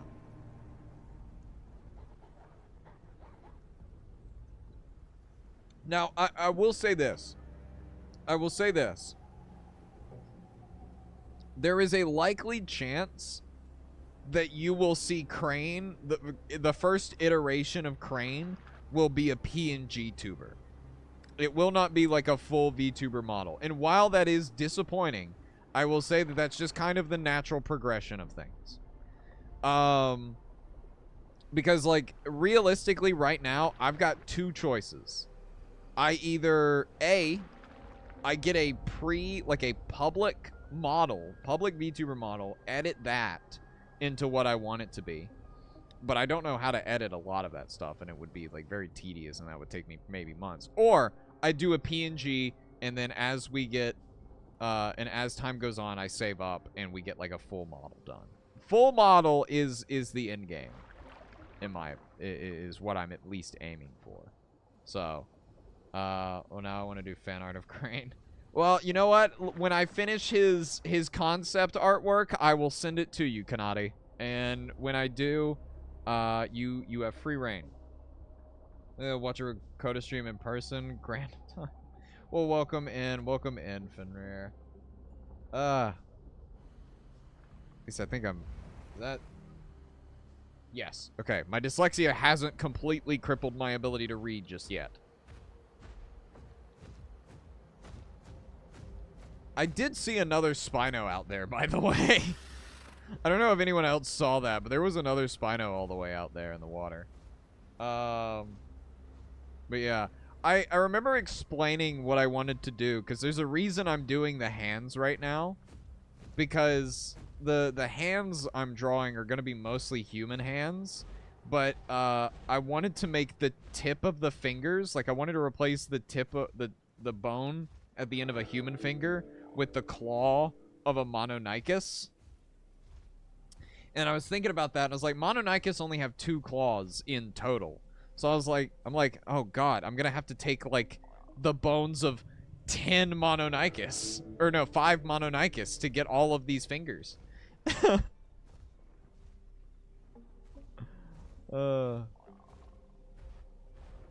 yeah. Oh! Alright, well, there's the trope again. I am not above killing the trope.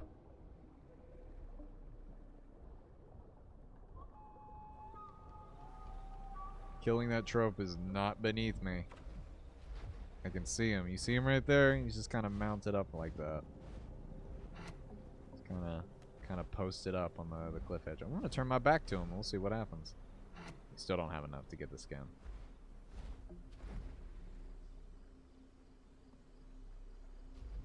Okay, well he's saying no. The trope is saying no. That just kind of makes me want to do it more. Actually, you know what? Hold on. Hold on.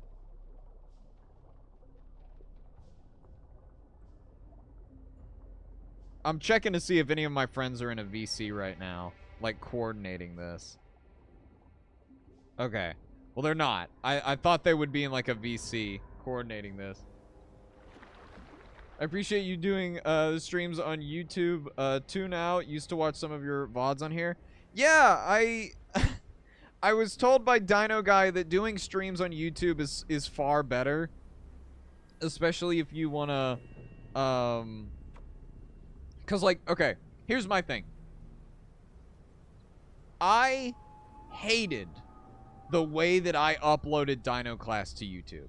Because what I would do, I would have OBS running in the background, capturing the same stuff, but the stream would be going to TikTok, right? So I had 2 platforms recording at the same time. Also, thank you for the €5. And thank you, Dino Nerd, for the $3. I appreciate it. You guys are awesome. I really do appreciate you too. This inevitably led to the Dino class streams being lower quality. Because a lot of the bandwidth was being taken. What is that? Sorry? Is that an entire tuna fish? It's a massive fish.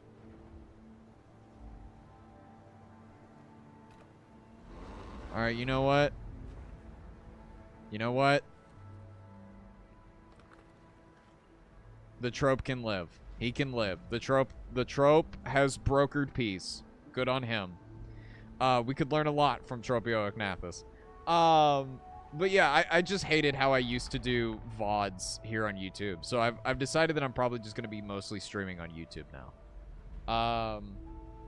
Earlier this year, we got 2 species of Vegaphis and a new genus. Oh, I think I heard about this.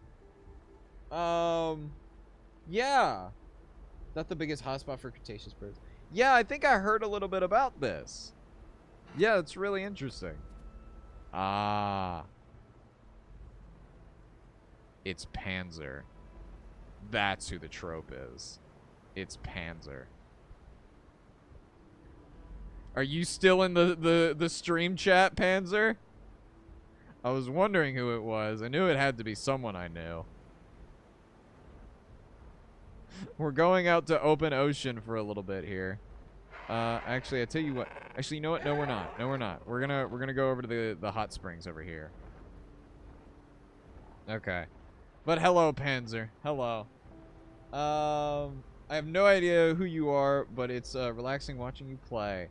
Well, I appreciate it, man. I hope you're enjoying stream as well.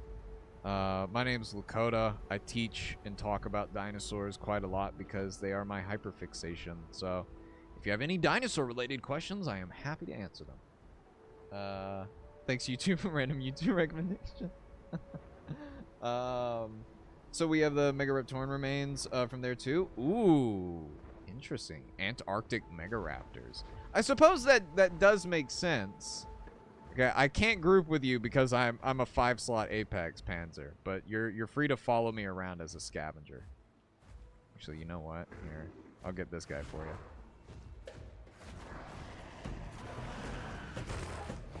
Might want to back up. Oh, sorry. Okay, there we go. I got him trapped on the hill. There you go. The rest of it's yours, Panzer. You're going to have to take the rest. I beat him up pretty good, though. Can he do it? Can Panzer Kaiju win against the AI Dinomosuchus? Hey, you got him. Good stuff. Good stuff.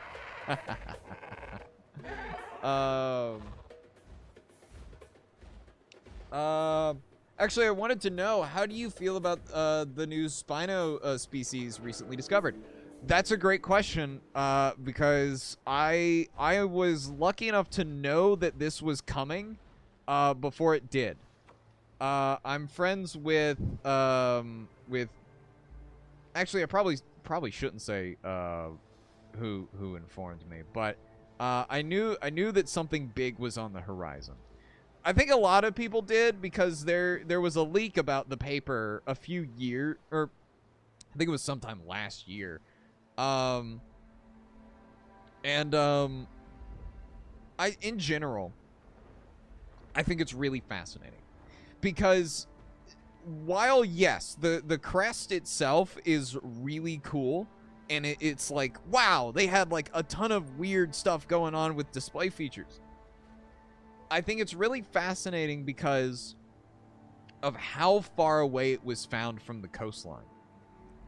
It is found so far, like a few hundred miles south of where the prehistoric Cenomanian coastline would have been, which is a lot different than Egypticus, which is found further, or is found closer to the shoreline.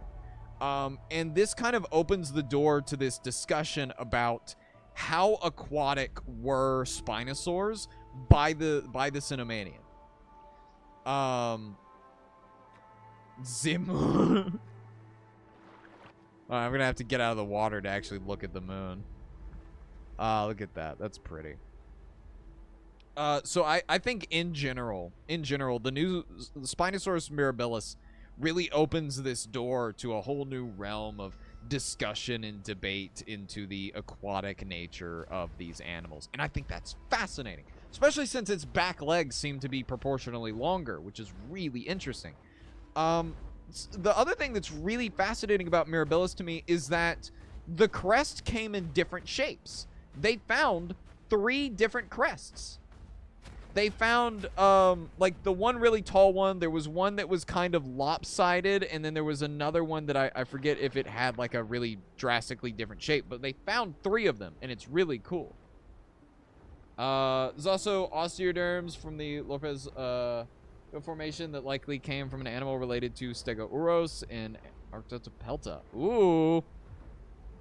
New ankylosaurs, or I'm not really sure what the taxonomy of the ankylosaurs is like these days. I've really got to look into that more. But yeah. Is it official that Spinosaurus aegypticus has shorter legs than mirabilis? Okay, so here's the thing. Here's the thing about that.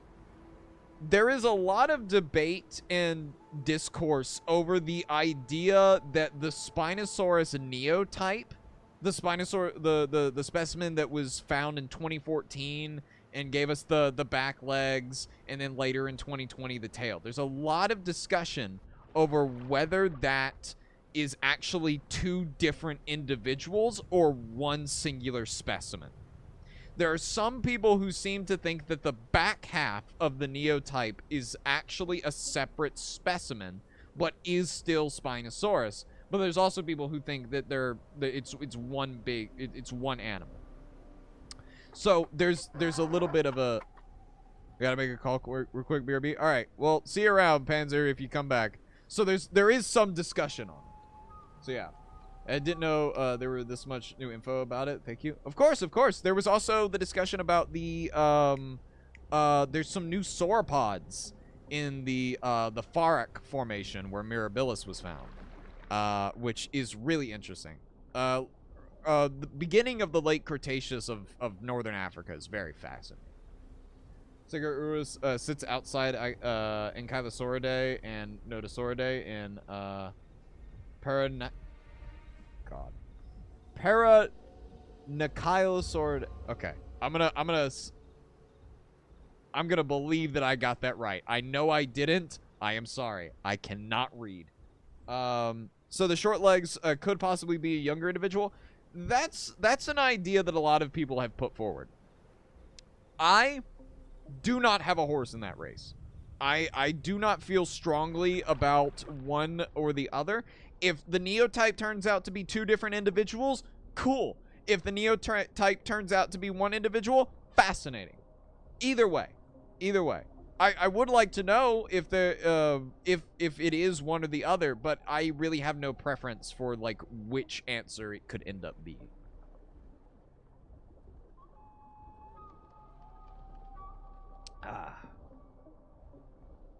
But yeah. Parasaur Kylosaurolophants. God, yeah, no.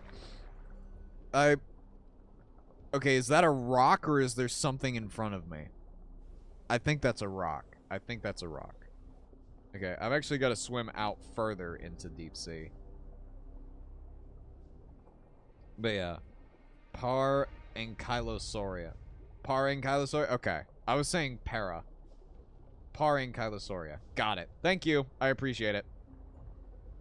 See, look, I have the ability to do this stuff. It's just that when I see new names, it's like, oh god, what is that?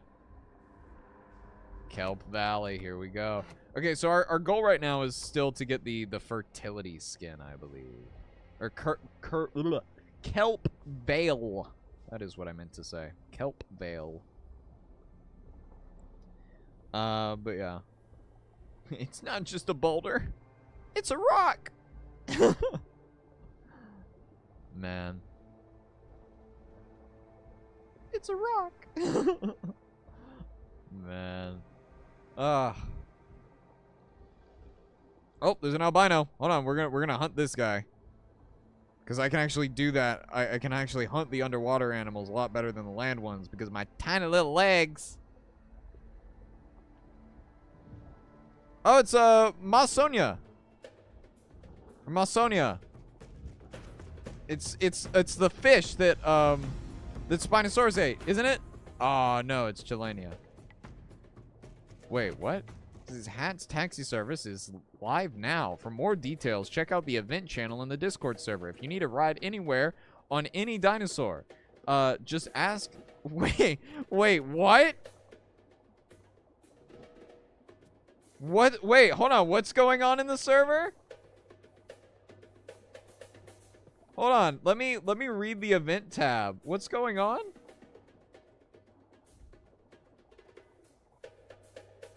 On events. Hold on. I'm really have fun hunting, signing off. Have a good one, man. Thanks for hanging out. Friendly neighborhood Hatzegopteryx is making her rounds across Riparia. Take advantage of the chance to travel the map in style. When? Now. Where? PT Semi-Realism server until Lemur Sky gets tired of it. Is an invincible Hatzegopteryx with unlimited stamina, keen eyes, and a big heart, and neck muscles. Oh. Hello. I think I'm out of my element. Yeah, I think I'm just gonna go. I'm just gonna go. Interesting. Okay. Whoops. I did not see that guy approaching me. We're gonna hope he leaves me alone. Interesting. There's some weird events going on. Hat's taxi. Yeah. Mashing animals together to make a new creature designs makes me feel like a mad scientist laughing like a madman while putting a bird's head on a mosasaurus body that attaches to a thylacine body. Yeah, that's kind of what I feel like designing Crane right now. That's kind of what I feel like with all that.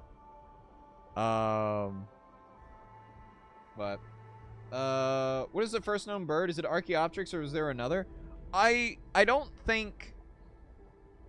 Okay, so this question really depends on one thing.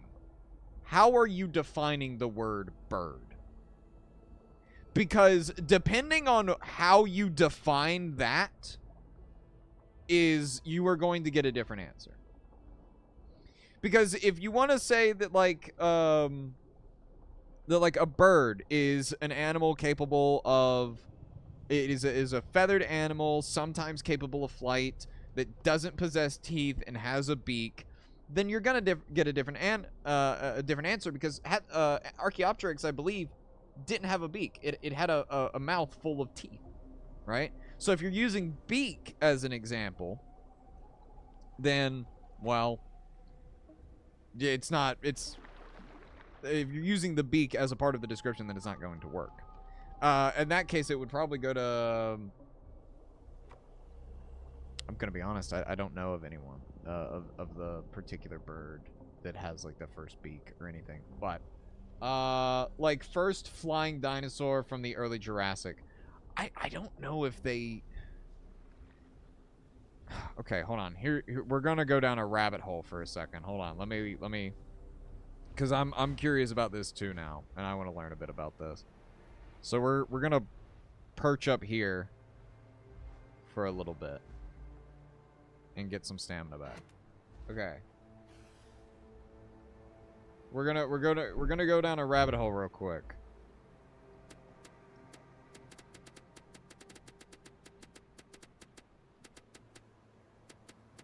Capable of flight.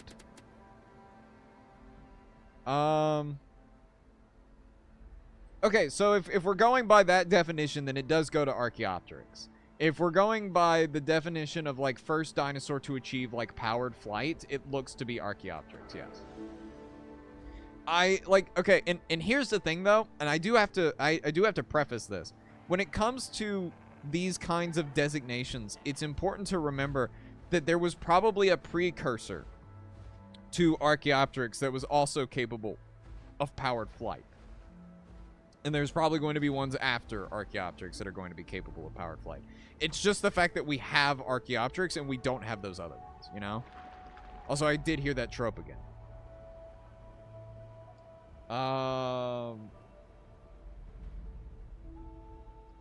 Tangela, a very early bird relative, lived during the late Jurassic cut off. Interesting. There's a lot of really weird bird and just in general dinosaurs that come out of like China and stuff. Mesozoic Asia is such an underrepresented place in prehistory. And okay, here's my question. When was the last time we got to see a documentary cover a part of like Mesozoic Asia that wasn't the Namek Formation? Because right now, the only thing that's doing that is going to be the dinosaurs, the Netflix documentary that's coming out, because they're covering the Yichuan Formation. When was the last time we saw Asian Mesozoic representation that wasn't Namek?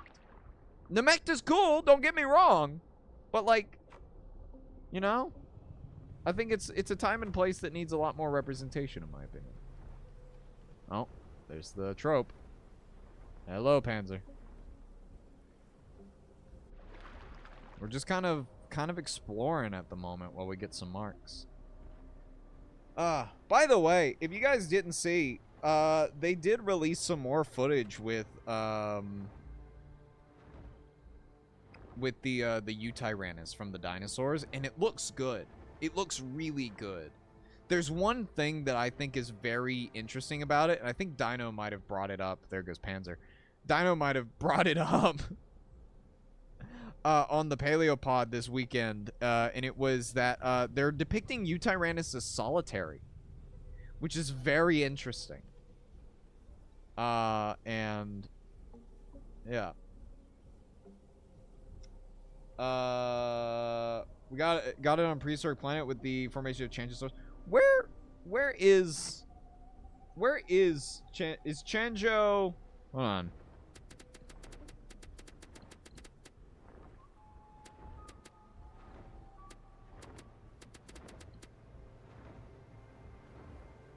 Oh.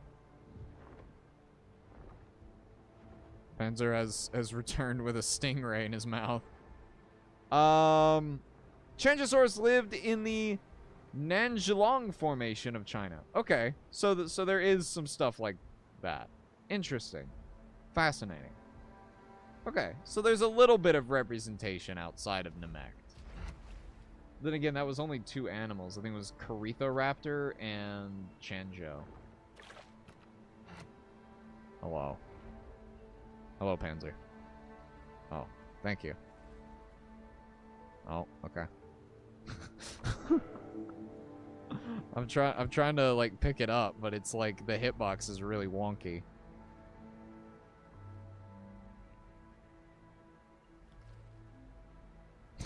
Just ate it. Okay. Never mind. Yeah. By the way, hey, speaking of those Carnithoraptors in Prehistoric Planet, they were beautiful. The Carnithoraptors were just beautiful. I loved how blue they were, even if blue was a relatively rare color in, you know, nature. Hey, don't tell Panzer to bite me. I mean, I'll bite him, but I'm pretty sure if I bite him, I'm going to cleave him in half. What are some good resources for information on the Mesozoic? Trying to start a big project, but I don't know where to start with sources. All right. You want to know a secret, Kanati? This is going to start off sounding really bad, but I'm going to tell you how you can double check this. So just wait, just hear me out fully before you make any judgments on this. Wikipedia. Now, I know, don't trust Wikipedia. Here's the thing. If you go to any dinosaurs Wikipedia page, almost every single claim and sentence has a cited source. Follow that cited source, go look at it, and use that. My mom's a teacher. She says the same thing. Go to Wikipedia, look at the source, look at the claim they're making, look at the source that is claiming it, and then use that. And also double check the source itself to see if the source is reliable. That's what I do a lot of the time. So every time something makes a claim, I usually follow the source, and then I take a look at it, see who's making the claim, what's it backed up by, and then there you go. Oh yeah, the Princeton Field Guide to Dinosaurs is also really good.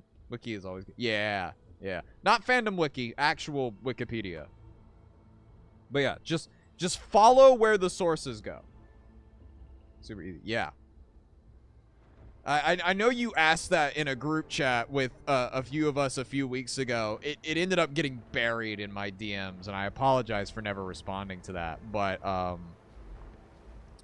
yeah, that's typically what I would do. All right, welcome to the Mudflats. Hey, does anyone recognize this place? Like at all? Yeah, Fandom Wiki blows? Absolutely, Fandom Wiki blows. Hold on, wait. I wonder, hold on, can we find where I did it? We need to find it. Does anyone remember the short story I did that was titled "In Time Kept Marching"? I filmed the end of that short story right here. Hold on, we're almost here.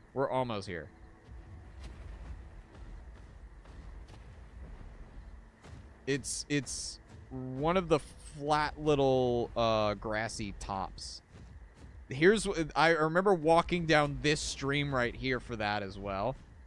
And then yeah, here Panzer found it. Right here. I had my Spino right, I want to say right about here. That's the rock over there that the Carca or Tyrannotitan came out from behind, and then he walks over this hill right here. Yeah, or was it this hill? It might have been one of the. It might have been this one. He like comes up over here. I had to play around with angles quite a lot. Oh, there's a clay deposit. That's weird. Never seen that before. Yeah. I'm sorry if I've been pushing on it. You guys are like the only people I could try. Yeah. No, I get it. Don't worry about it, man. I get it. By the way, your Dinosaurs and Aliens video got me all choked up at the end there. Well, I'm glad it got the intended effect. Because that part of the video, I knew what I wanted to do with it. And after I had the whole script recorded and I was starting the editing process, that was one of the first things I put together. With only the exception of getting everyone's like little dinosaur toys and figures and stuff like that. That was my favorite little bit to do. I had the dumbest smile on my face when I saw my photo of the Dinos and Aliens video. I'm really happy. Again, look, I would have loved to have gotten everyone's little toys and plushies and figures and stuff like that in that video. I would have loved to. DaVinci Resolve nearly crashed like 3 or 4 times when I was trying to render every single image. Like, it nearly bricked the whole thing, and I was so scared of just losing the project. So I really couldn't risk it. I apologize to everyone who, like, sent in a picture of their toy or plushies or figures and stuff like that. Of course, I tried to get as many people credited in the credits as I could, but yeah. Do you ever film with multiplayer people, or do you make the films yourself? All of them are filmed in single player. I have a few different ideas of what stories I want to do with that would require multiplayer. There's one that there is a script sitting in one of my folders on this PC that is called New Names, Old Faces. And it's about the you follow a Campto, right? You follow a Camptosaurus at first, and it's talking about how, like, the Campto keeps evolving, but the Allosaurs are all gone, the Stegosaurs are all gone, the Sauropods are all gone, and you follow it as, like, you keep following these ornithopods, and it's like sometimes I see your faces. Like, you have new names now, but I see your faces. And it's like an Iguanodon seeing an Acrocanthosaurus. An Edmontosaurus seeing an Alamosaurus. A Lambeosaurus seeing an Anodontosaurus. And it's like, I see your faces, but I hear new names. And unfortunately, I haven't been able to record that since I don't have any, like, I haven't gotten around to getting people to help me with that just yet. Are these people's nests? These look like people's nests.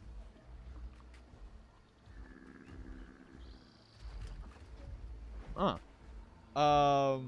You dude, post it in my own Discord. Well, I appreciate that, man. Thank you, Kanati. I really do. Oh, wait, hold on. I can actually collect clay deposits now. Here we go.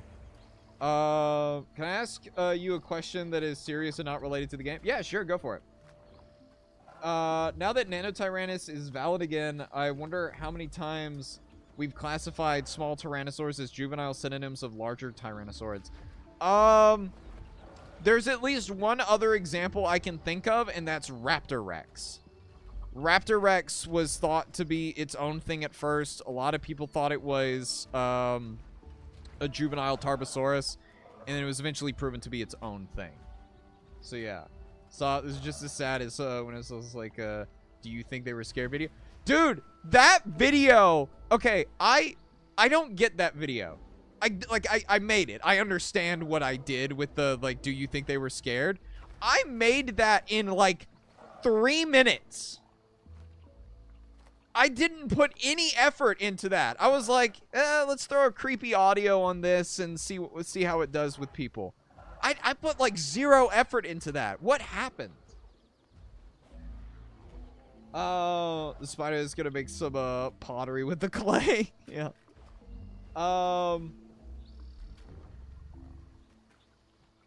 It's making it difficult to sustain relationship, but you do. I'm not the expert on relationships. I will say that. And I'm probably the last person you want to talk to about that because I'm probably aromantic. So I'm not even sure if I feel the same way about people as other people feel about other individuals. But I will say this, as someone who has attempted long distance many times, if you think it's worth it, then it is. If you can make it work and sustain it, then hey, all power to you. But yeah. That is my... Did I hear a Lurdu? If I heard a Lurdu, that's definitely Ellie still following us around. Presentations, inflections, editing. Just goated with the sauce, as the kids say. Hello, Panzer. What? What? Are you trying to lead me somewhere? Are you going away?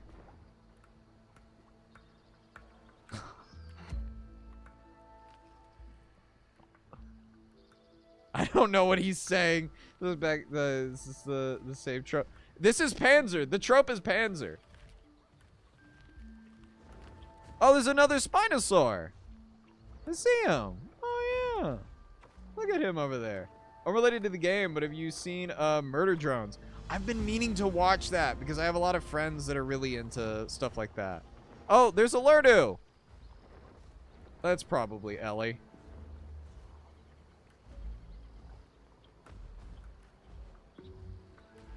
Is this freshwater up here? Oh, there's 2 Lurdus. Is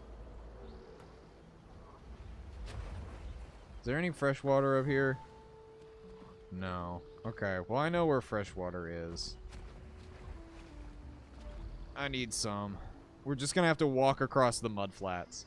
But no, I really want to... Okay.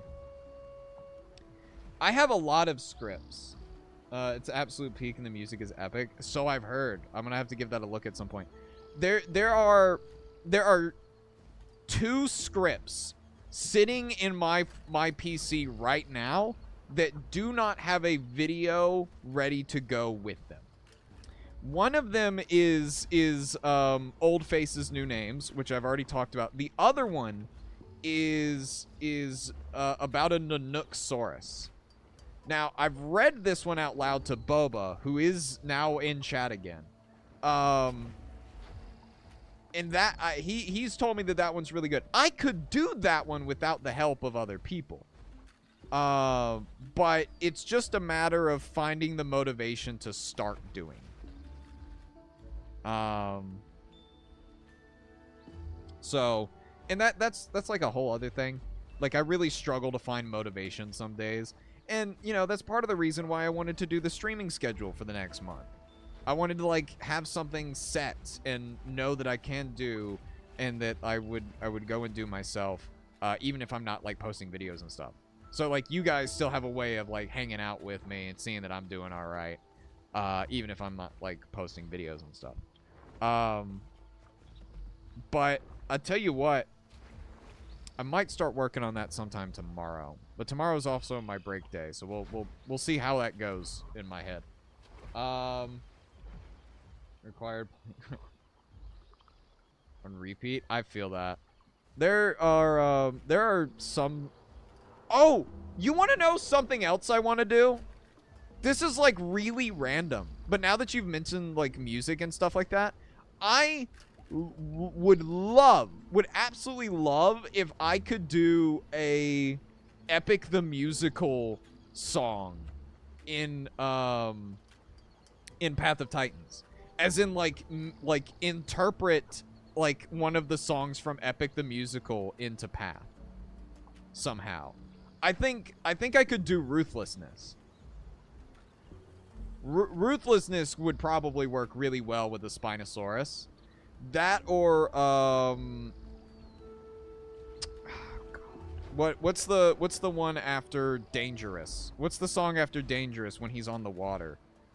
Is it Cherubulus? Something like that? Oh, did you get me a fish, Panzer? Thank you. I will take the white fish.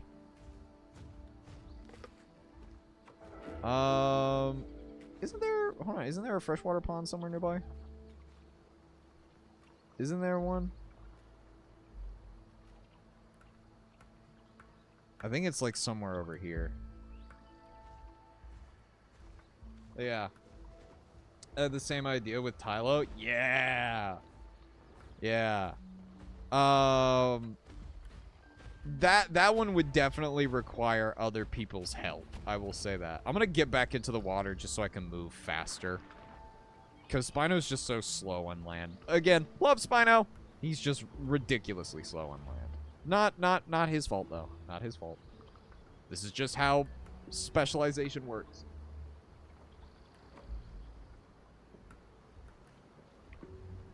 I listen to an ungodly amount of old and new Linkin Park. I listen to a lot of old songs, too. Oh yeah, I suppose I could do this quest.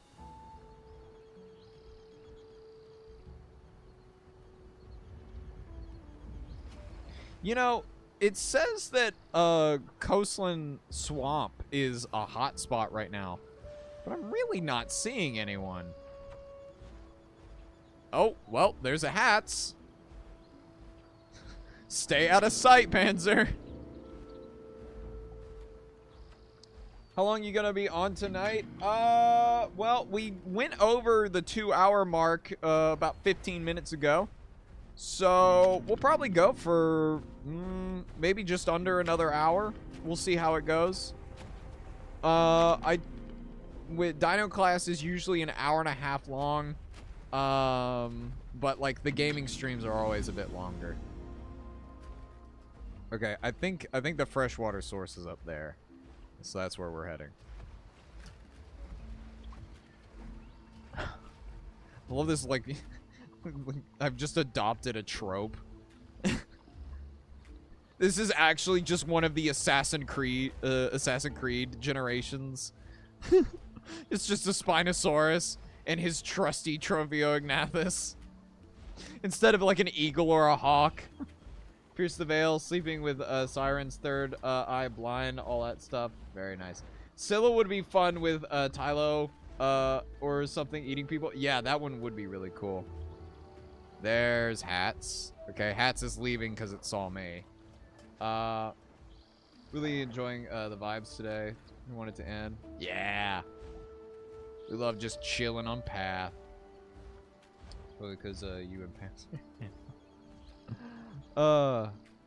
So, okay, I found out something about, and this is for all our Path of Titans players.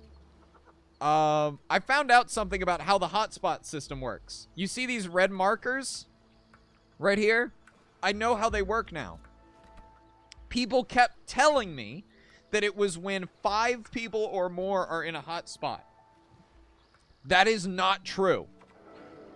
What that means is that the total slot size of all the animals within that area exceed 15 slots. So this can be caused by like 3 Spinosauruses. 3 Spinosauruses in an area do this. So it's about slot size. It's not about the number of people there. It's about the amount of slots that the animals take up. Say that. And what happens? Right.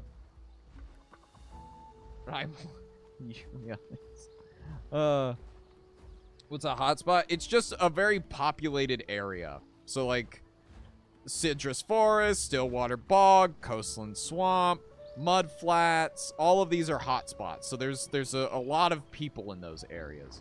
Which I don't doubt, because Rhyperia, while it may feel really big, is actually much smaller than Pandura and Gondwana. What? What? Fly? What? I can't fly. You can. That's not my problem. A spot that is hot. That, yeah, you know what? Oh, wait, hold on. We can get the fertility. I thought it said fertility the first time. Fertility. Look at that. We're gonna make, so we're gonna bring that gold in there. I'm gonna keep that a dark brown. Make that a bit lighter just so there's some extra detail. Make that, I'm gonna make that like just a bright white. Make that super dark black. Like a tannish yellow eye.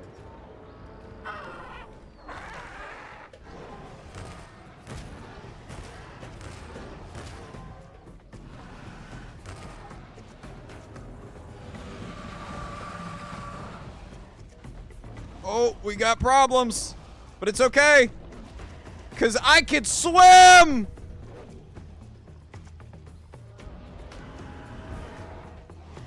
Yeah, come on out here. Come on out here, buddy. Come on out. Come on out here.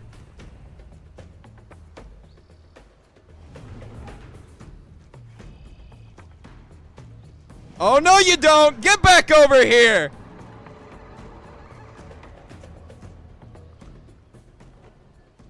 Oh, no, you don't.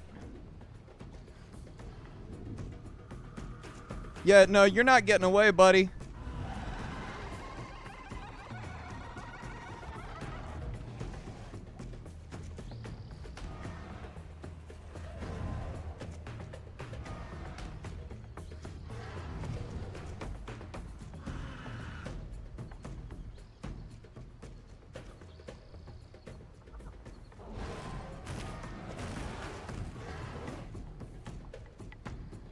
Uh-huh. Oh, dang. Oh, well. That's fine. This is stream. You got yourself a new follower. Well, thank you so much. I appreciate it, man. Okay. Well, maybe I got a little ballsy there. That was probably on me. Then again, I was also distracted, like, looking at something on the other screen. So I was changing my skin. So, you know what? That's on me. That's okay, though. Adoption of trope, not the... all good, all good. That's okay. I think I held myself... I held my own pretty well there, though. Pretty well there. So, I think that went well. Like Calican? Let me fully shed into this skin, just because I want to see it. And then we will switch. We might switch. Let me... While we're waiting... I want to check something. I got a phone call earlier on stream, and I gotta see who...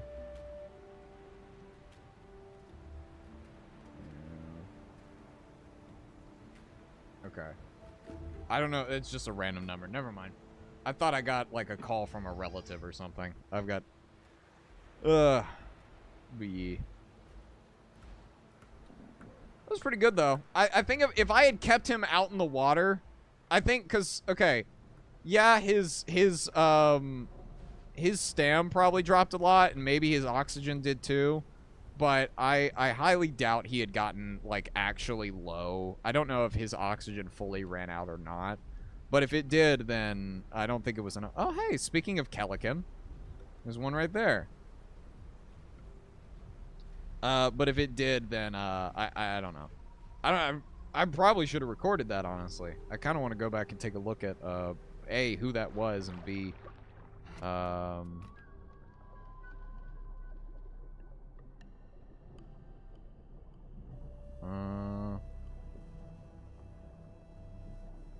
guess, okay. I guess the Rex didn't really announce themselves in the area. Oh, well. Pelican is a best path dinosaur. I have a friend who would agree. If you are around the community Discord or are familiar with some of my friends, I have a friend named Pug, and she loves terrorizing servers as Kelikans. She will send me, like, images upon images upon images of her killing Gigas, Rexes, Tyrannotitans, Spinos, and stuff like that as Calican. And it's genuinely surprising, especially the Spinosaurus ones, because you can tell that the Spinosauruses that she actually manages to bring down are not ones that are based around AoE. If they were based around AoE, then they would not be losing those fights. But she's really good as Calican. But yeah. Okay. Let's get on to, like, this island over here, and I'll log. And we'll mess around as Calican for a little bit. I don't know if I have, like, a fully grown Calican on this server or not, but we're about to find out. Oh my god. This skin is gorgeous.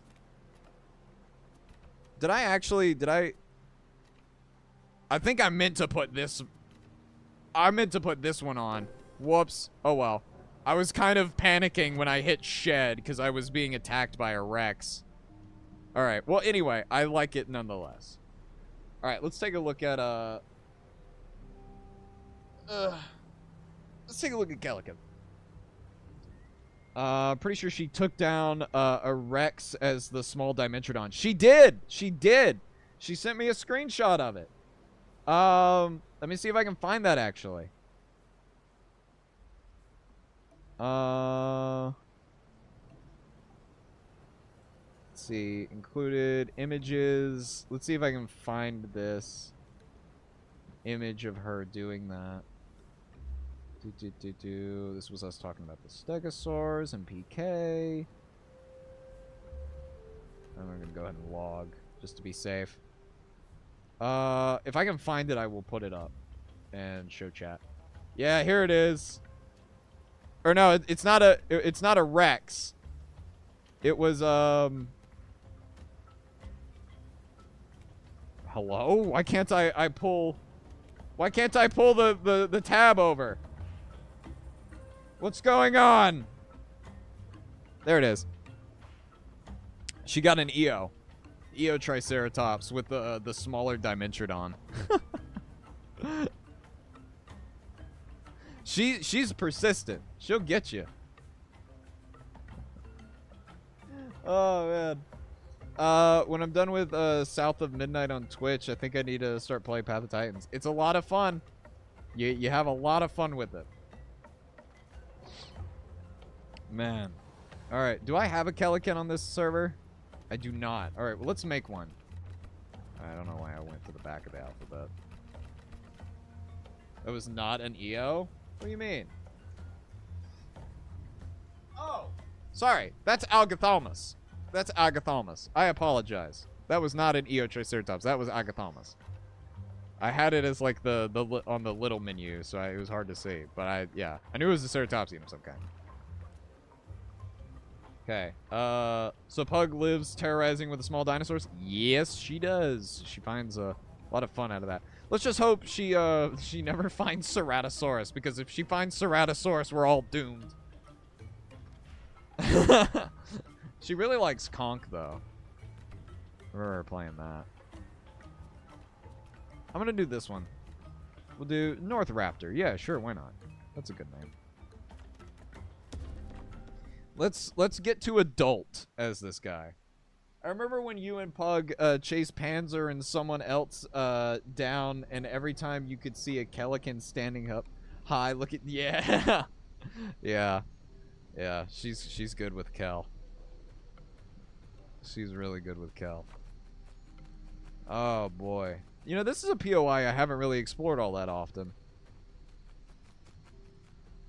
Man. This is Panzer and Boba? Yeah, that sounds about right. It was either Panzer and Boba or Panzer and Teddy.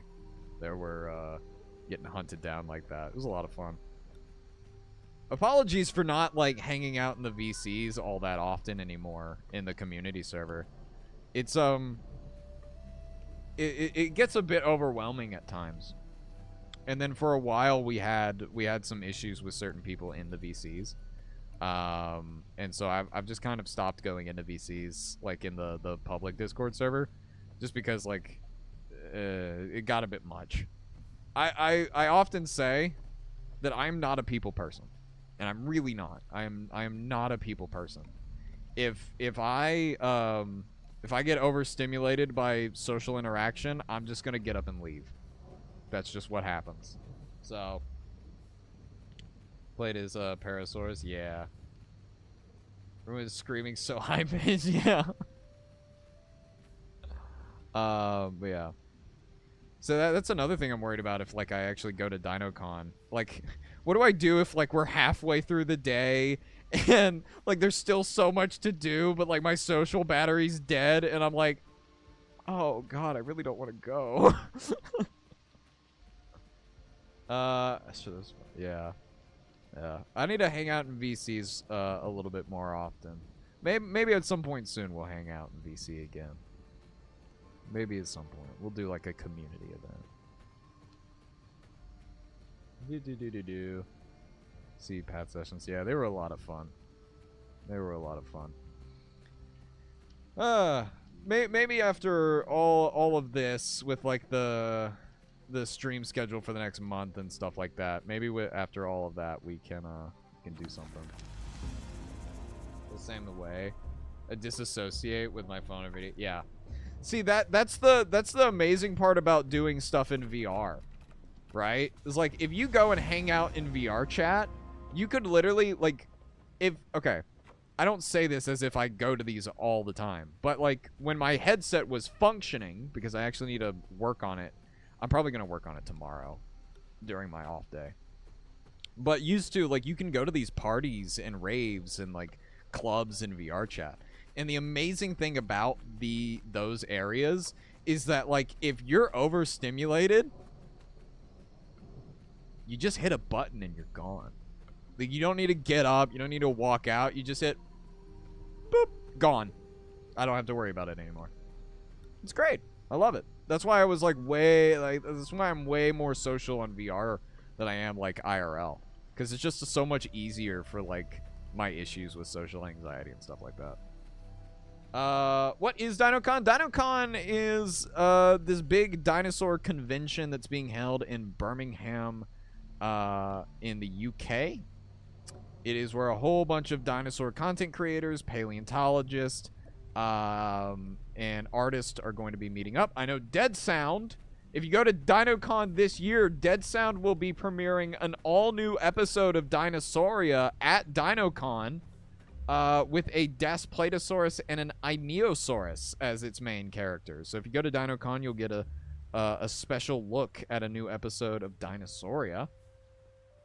So yeah. Public server VCs have been dead lately. I've tried hanging out in them, and no one has joined. Though that might just be me. I think. Okay, here's my thing. Here's what I think.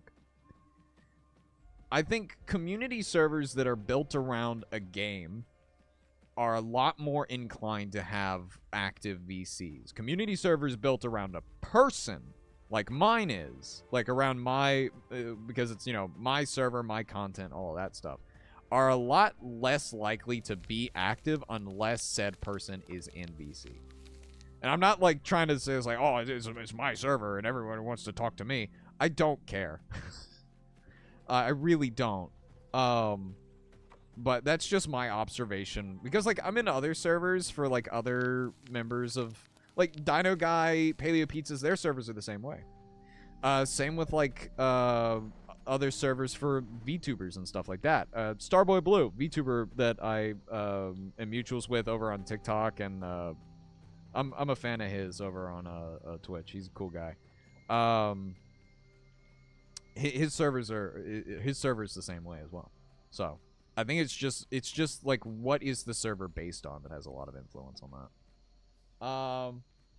I'd love to go to Dino Con, but I don't have a passport, and I'm concerned about coming back to the States with how things are. Yeah, no, I get you. I feel you, man. I'm the same way. I'm the same way. Yeah, no. Things ain't pretty. I'll save my stronger opinions for that for the maturer streams, for Mass Effect and stuff like that. The reason I say that is that Mass Effect has a lot of parallels to real life politics and stuff like that. So that's where a lot of my opinions will come out more. So hey, join us on Tuesdays for the Mass Effect streams. We're 2 episodes in, and it's an interesting ride so far. I think Panzer's enjoying it at least. But yeah. I'm just kind of thinking of like what games we're gonna be playing after Mass Effect. I'm not doing Andromeda. I'm sorry. I'm not doing Mass Effect Andromeda. I've seen the Andromeda like cutscenes and stuff like that, and I know its story and all that. It's just so soulless. The original Mass Effect trilogy had soul. Andromeda does not have that. Oh yeah, the elevators on Novaria. Yeah, there was like we took so many elevators on Novaria. Panzer got so fed up with it. Yeah. Got Panzer to do Living La Vida Loca. Yeah. There were so many elevators on Novaria. I honestly, I want to go back and count them. I want to go back and count how many elevators there were. How are you with Souls-like games? Not great. I'll tell you that much. I am not good at Souls-like games. That doesn't stop me from playing them a lot of the times, though. Because I gave Elden Ring a chance. I played Dino Blade. Dino Blade was a lot of fun once I figured out what I was doing. But yeah. Ooh, I'm gonna take the leg of your friend. See you later. Bye. This is a big turtle. But yeah, I'm not great at Souls-like, but that doesn't prevent me from playing them. Even if I want to like throw something at a wall after like 30 minutes of playing it. Oh man. Fair, fair. I was gonna suggest play Black Myth Wukong. I just got it on PS5 and it's pretty rad. I might.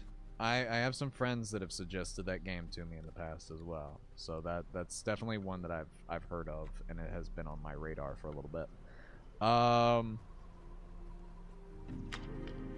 Man. There was a take that I saw on Twitter, which, hey, you know, great way to start a conversation, that. Of a Beast of the Mesozoic. I'm sure we're all familiar with Beast of the Mesozoic, the company that does, like, dinosaur figures and stuff like that. They've got a lot of really talented artists working for them that do, like, the box art for their figures. And they had at least one of their artists drew, like, a T-Rex fighting and winning against a dragon.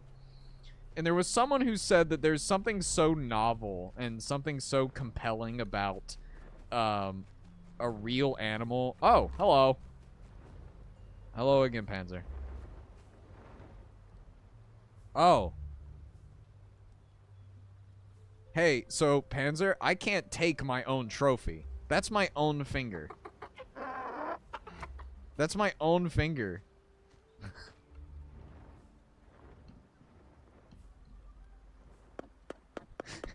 He just dropped my own finger in front of me.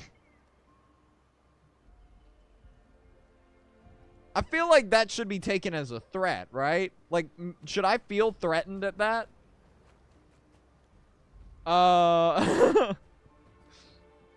Enjoy the occasional souls like so. Oh, I have a Beast of the Velociraptor. Ah, awesome. But yeah, there's just something so novel and like really compelling about like a fantasy animal that is losing a fight against an actual animal that lived on the planet. There's something just so incredibly fascinating about that. And I can't agree more as someone who has been writing. I have this. I don't get to talk about this very often, but I have a small writing project that I'm working on in the background called Monster of Man. And whoa! Oh, you are going to give me a heart attack, Panzer. I, honest to God, thought there was a Hatsegopteryx landing above me. And I had a mini heart attack. Oh my God. Anyway.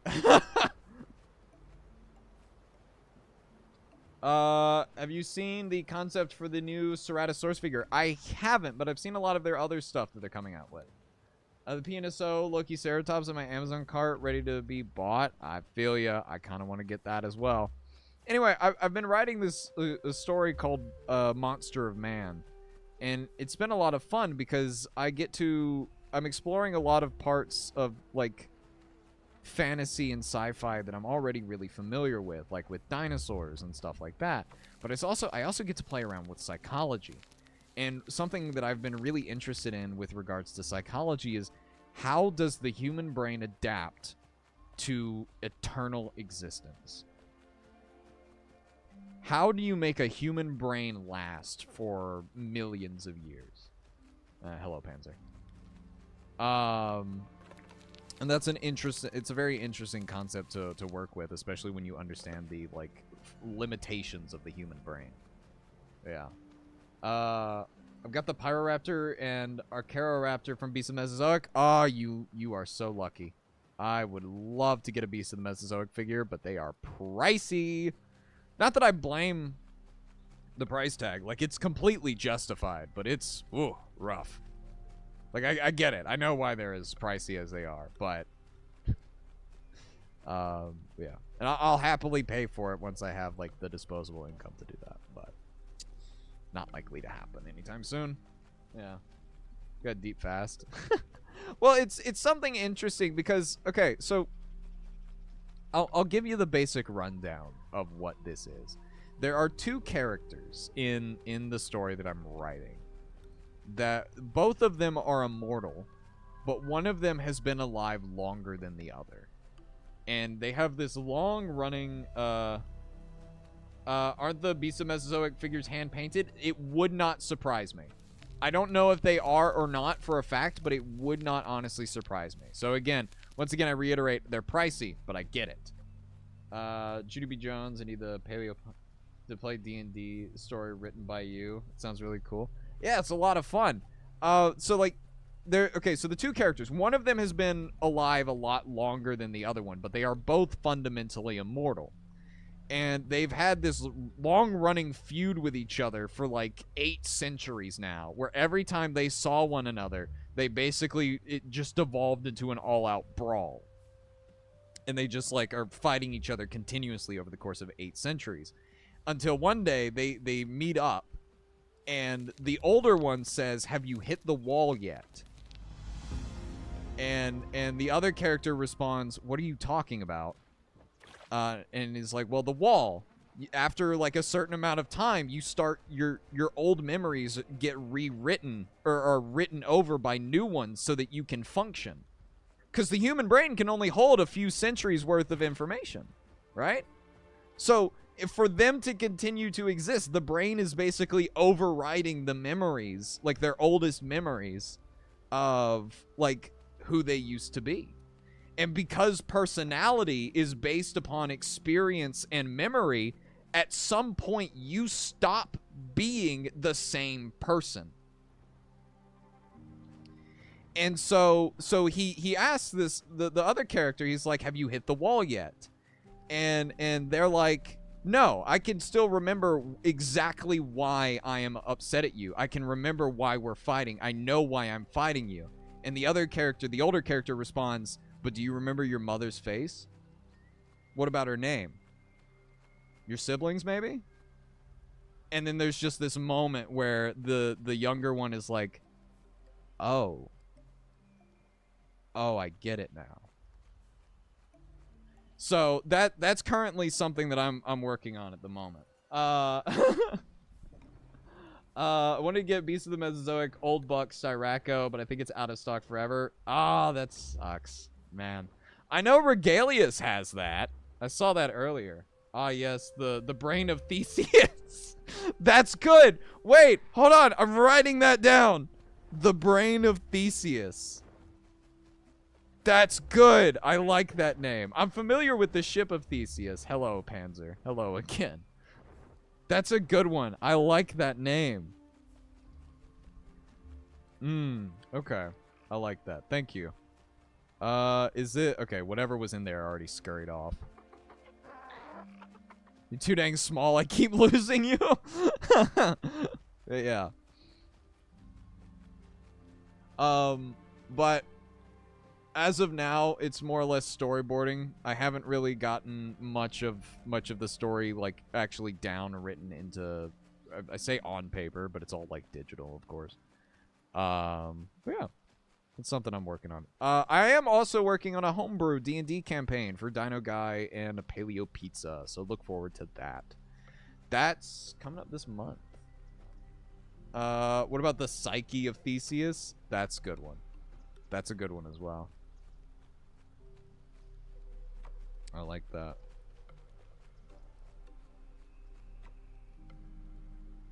I'm just gonna sit here. I see there's Panzer. He's up there. Alright, we hit adolescent. I'm gonna try and get to full growth. Ah, okay. Whatever was in... Oh. Oh no, the crab can fight back! No, I want this. Fight me! Fight me! Got it. The Panzer's got his own crab problems.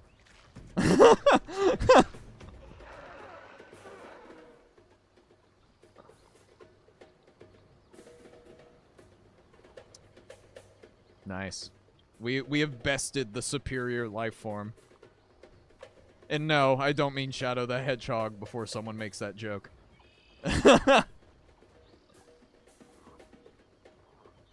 Some Cheng stuff. I don't know that name. I don't know who is. Now I'm interested. Hold on, real quick. Ted.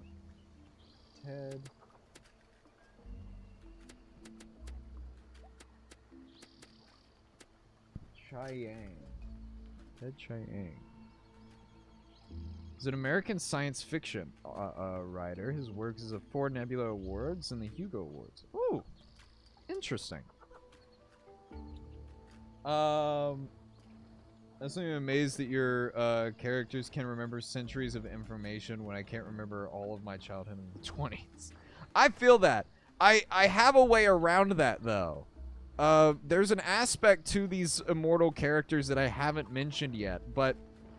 And I don't want to say too much, but the older one has found a way to remember everything. Philosophy sci-fi writer. Adaptation of one of his famous books. Ooh, okay. I'll have to give that a look. But the older one has found a way to circumvent the memory issue, and he has something called the archive. The archive is filled to the brim with books of his memory, of things that have happened and are in his memory. And it's like an actual, like, giant library of books and stuff like that. That goes all the way back to, like, the first written languages and stuff like that. And so, like, he has these little guys. And I'm not going to say what they are. But he has these little guys that work as, like, eyes and ears for him that he can send out. And basically, he has a small, limited number of them that are all assigned to work in the archive. And their whole purpose is to continuously go around the archive and just stream information into his brain. I'm probably going to drown here. I'm going to be honest. This was a bad idea. But I got this. It's okay. I got this. I love stories like that. The whole writing of them. And I wish I could... The artist... block, and I just end up giving up. The art block is a struggle. Especially like writer's block. It's rough. Oompa Loompas. So he has Smurfs. Okay, I don't like that the two of you came up with a sec... with, like, essentially the same ideas. Whoa. Whoa.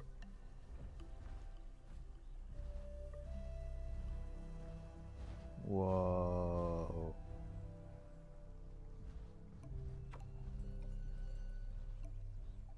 Dude, I love this game. I love having interactions like that. Interactions where maybe both of us know that we're here, but neither one of us cares. Because he doesn't care about me. He's just he's a Spino. He's looking for fish. I love that kind of interaction. That is my bread and butter. Oh, I love that. It's just beautiful.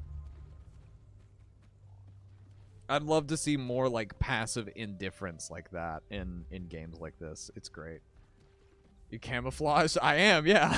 I am camouflaged. Maybe he didn't even know I was there, but I swear he looked right at me. I'm not biting the Spinosaur. He's going to send me into the next millennia. He's gonna swing one of his giant muscular arms at me, and I'm gonna go flying, and I'm not gonna land until the Cenomanian. Like, he'll already be gone and dead. I'm just so far up there. Sends me into orbit. I'm still running around with, like, the intestine of a crab. I'm not even sure how a crab manages to have an intestine this long. Oh, man. But no, I don't really, like...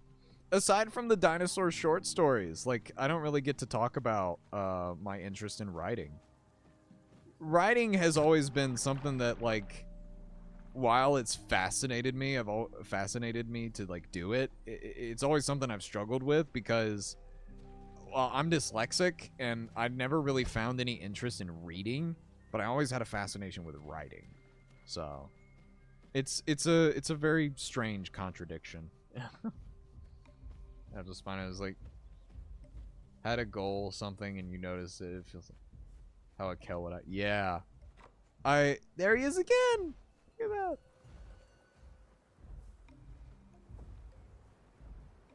There's a behavior. If you ever play PT realism, like PTR and not PTSR,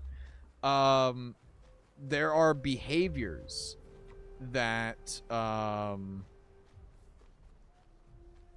that some of the animals will do. I think Styracosaurus, when a Styracosaurus hears something, they stop. They just fully stop, right? And they wait. They just like stand there like statues and only move their heads. I love it when servers give like personality to their playables. It's so cool. If you ever get anything written down, you think it's worth it, you can always send it to me. It's a good idea. Actually, I do have a work in progress prologue I could send you. I'll probably do that. But I remember it being really, really long. And also, there's probably a few things in there that I'll change. So I'll tell you what, after stream, I'm going to work on that a bit, and I'll send it your way. I will send it your way.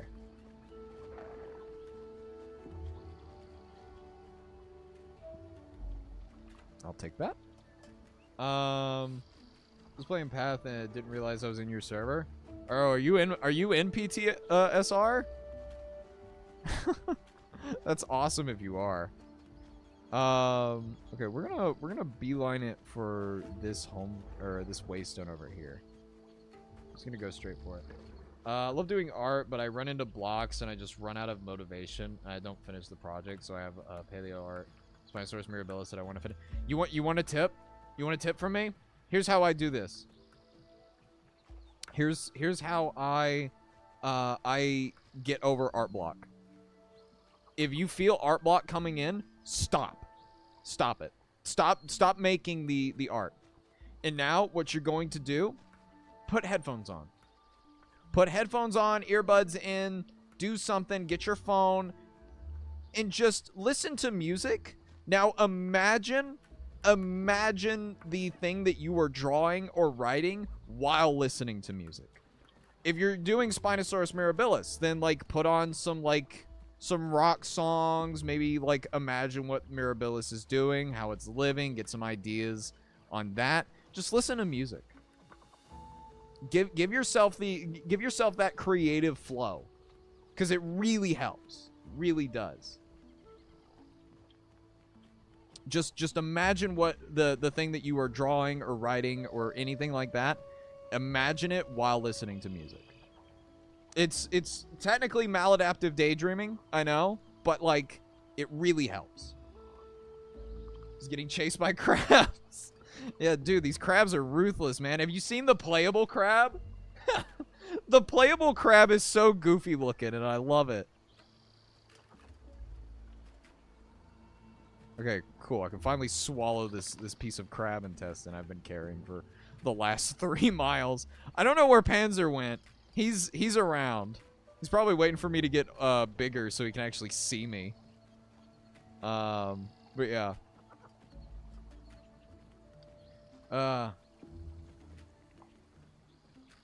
Listen to the grand myth while drawing my Spino. Hey, there you go. Right there. Look, okay, so this was another thing that I was gonna talk about with I'm on the coloring part of it, and it's the details and the colors I've done, the outline of this.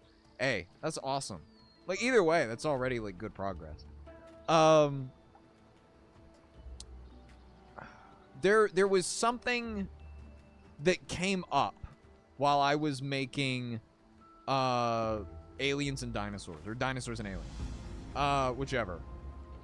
It was originally going to be dinosaurs and aliens, but aliens and dinosaurs looked a lot better as the logo, so I made that the title instead. There was something that came up while I was making that video that made me realize something as well. And that is, like, since that entire video is on the nature of human curiosity and how that intrinsic curiosity about us and wanting connection makes us very noticeably human. That it is an aspect of us that is intrinsically human. I came across another thing, and that's music. Music is a cultural constant. It's not just a thing that is seen in multiple different cultures. It's something that's seen in all cultures. And a lot of it is disconnected from one another. Music is this very uniquely human thing. And I find that very fascinating. And how that music can also affect us emotionally in certain ways. It's a very interesting topic in and of itself. I feel that there's a video in there for someone to make. I don't think I'm the one that is going to be... I don't think I'm going to be the one to make that video, though. So, just an observation as well. Palm Islands. Okay, I guess... Oh, boy, that's all the way up there. We're going to have to go through mud flats. Ooh, okay. Alright, let's get our stamina up. Dungeon, synth music is pretty good to listen to as well. Ah. See, okay. I like 3 types of music when I am listening, or when I'm trying to envision something that I'm writing to kind of get rid of art block or writer's block or something like that. And it is punk rock, because I love punk rock in general. Throw in some Green Day and some, I guess My Chemical Romance would count, but I don't really put a lot of their songs on.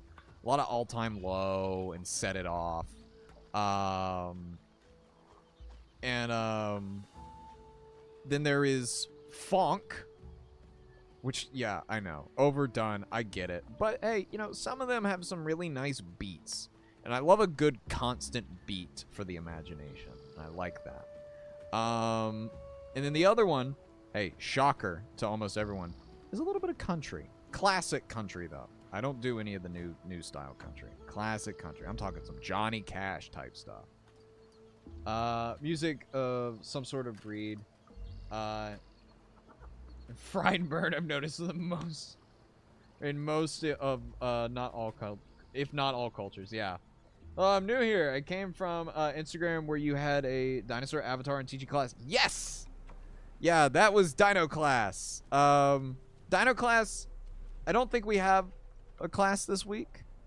But my VR headset is also broken at the moment. I'm gonna try and fix that tomorrow, but yeah, that'll be something that we'll probably hold on YouTube in the coming weeks if I can fix my headset. So yeah, but welcome in. Simple plan. Funk is good. Yeah. There were some that I was listening to recently that I've got to like go back and look at, because some of them don't have like titles that I really pay attention to. I'm just like, oh, this sounds nice, cool. Keep it there. Bread. Bread, not breed. Okay. Sorry. Love your channel. It's my type of autism. Hey, welcome in then. Welcome in. Welcome in. I am happy as always to have new people show up for streams. Especially like I really like streaming on YouTube. It's a lot more chill. TikTok streams are very chaotic. They're very fast, which I suppose is the nature of TikTok itself. It's just a very fast-paced type of content style, you know? Hi, I'm back. Welcome back. Welcome back. Next, according to the stream calendar. Am I doing another? Oh. That Suko just spawned right in front of me. Hello. Bye. Please don't hurt me. Please don't hurt me. Oh, it's March 4th, so we have, yeah, okay, so next stream is Friday, March 6th, and it is a chat picks game stream, so yeah. Otherwise, Black Metal is my favorite. Yeah, very nice. Have you checked out Dead Gods since I asked during Prehistoric Kingdom stream? I mentioned the artist's name. It's by Matt Rose. I have not yet, but you know what? I'll go ahead and look that up on my second monitor just so I know that. Come on. Dead Gods by Matt Rose. Okay. I'll have that tab open. So it ensures that I will be able to go back and look at that in the future. So I will give that a look between today's stream and Friday's stream. Friday's my brother's birthday. Well, wish your brother a happy birthday from me. Why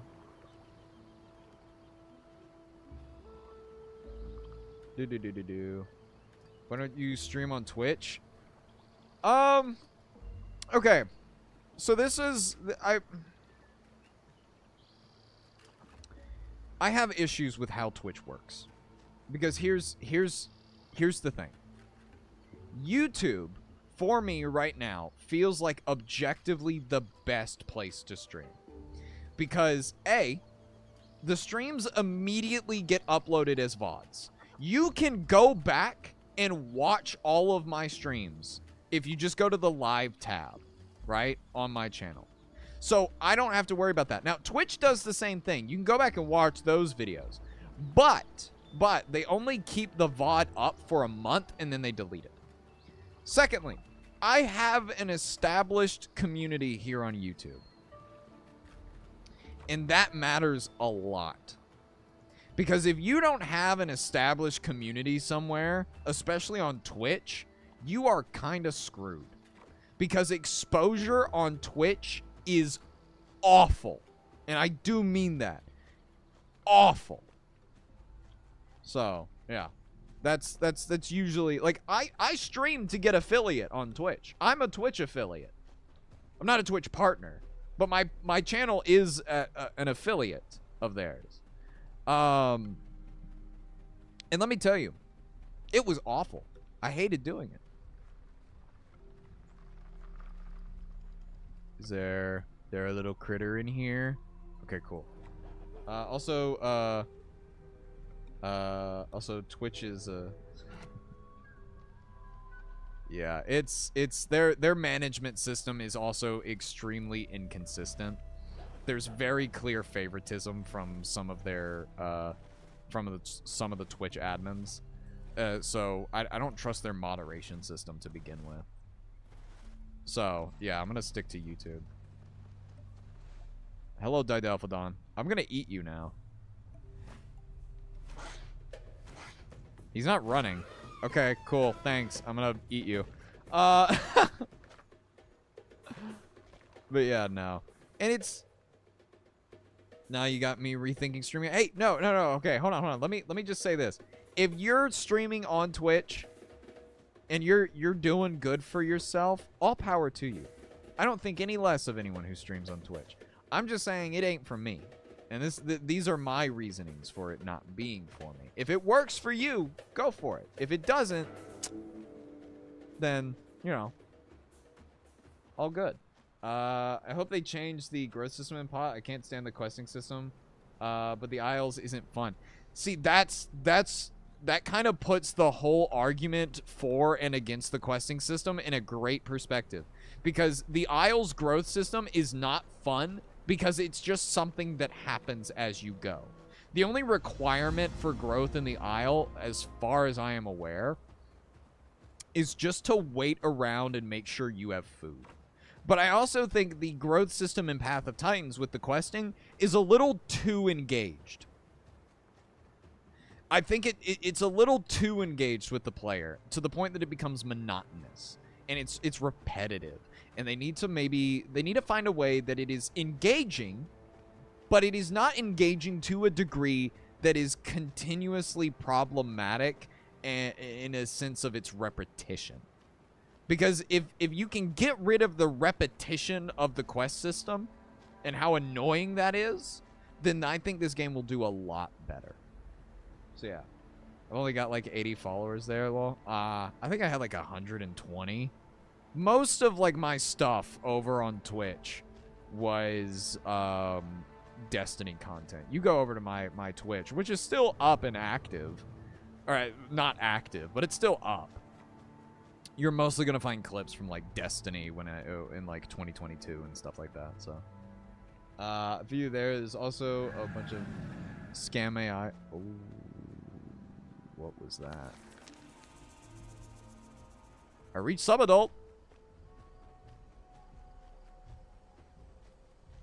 Yeah, there's Twitch also has a botting problem. I'm with you on that. What is there's a duck here. A duck fighting. Is that a Latiniventrix? Hold on, I'm suddenly very interested in bird fighting. Bye bye guys, and we're gonna go to bed. Have a good one. Thank you for coming in. I really hope I'm saying this. Is it Y? Y Akko? Thank you for coming in. I appreciate it. Tomorrow I'm gonna try and stream on all 3 platforms with my Spino drawing. Hey, sounds good. Good luck. I'll see if I can tune in tomorrow.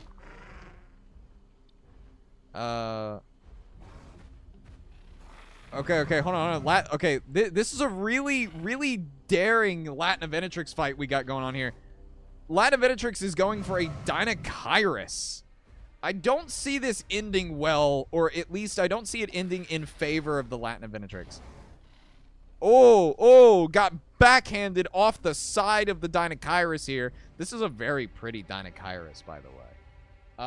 The Isle also has a diet system where if you buy a diet, you'll suffer for it to grow slower and less. See, that's cool, though. I like that.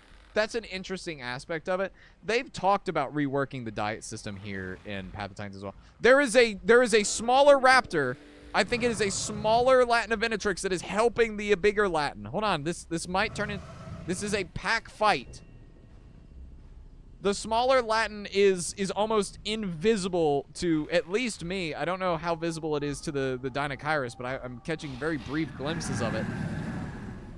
Whoa. There's another small raptor. It's a tiny Achilobator. There's a tiny Achilobator.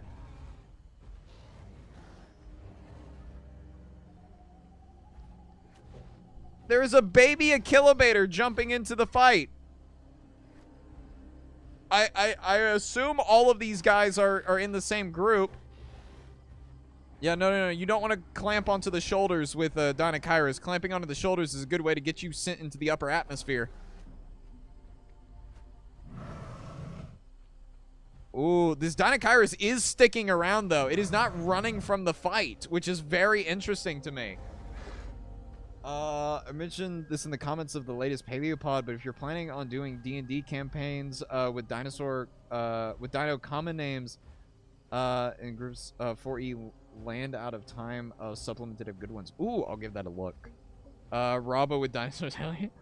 It's like watching armored knight fights. Yeah. Okay, so what? Okay, hold on. I see the Latins right there. The Achilles over there. The Dinosaurus does not appear to be really trying. It's like WrestleMania, but with dinosaurs? Yeah, so it's better. Oh, they're getting like small nips at him. They're chipping away at the Dinosaurus's health. So here's the thing. We are fundamentally in Dinosaurus's home turf, right? This is its home field. It has the home field advantage. This is very like swampy, marshy lands. However, they are using the home turf of this Dinosaurus to their advantage by hiding in these tall shrubs. Dinosaurus, being as big as it is going to end up getting its vision of these smaller raptors blocked. Oh, hold on. Are the raptors pulling back? I don't know. I want to see what happens.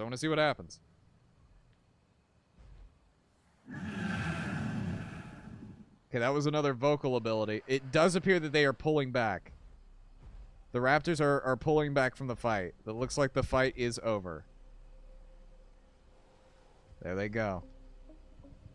Well, that is a victory for the Dinosaurus. Good job there, Dinosaurus. You did well. I'm actually gonna like start giving myself abilities.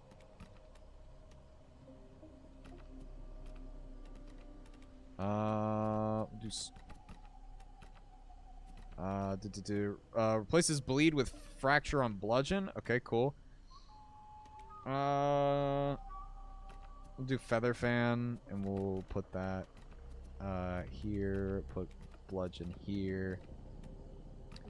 Do kick on 2. Drop kick on 3. And we will also do acceleration. There we go. I'm lost. What animal are you? We're playing Calican.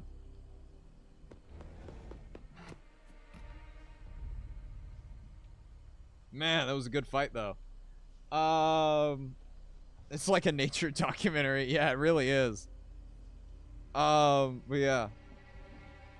That reminded me of a wolf versus polar bear fight from a Nat Geo documentary I watched last month. Yeah. Did not get the OP ability. Oh, well, I don't know how I don't know how builds work in this game. For someone who plays as long as I have, I really don't know how.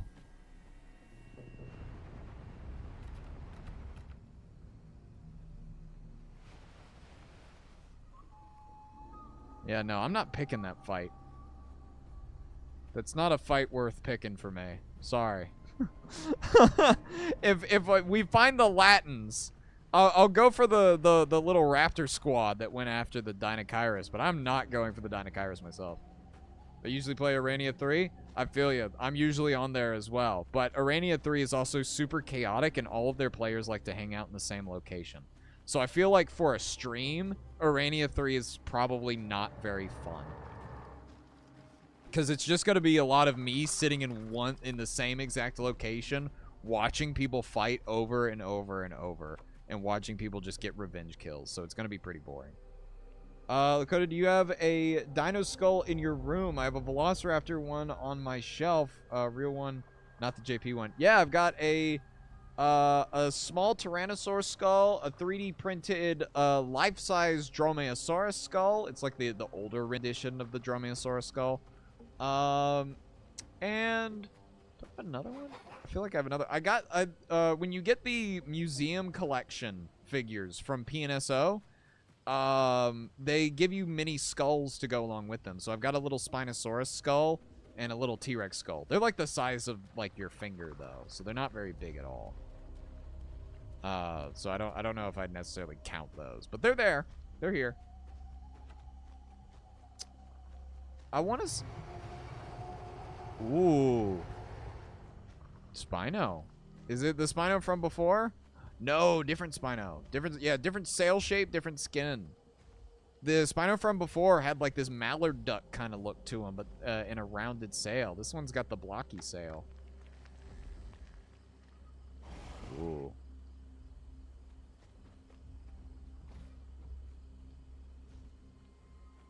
I like this guy's skin though.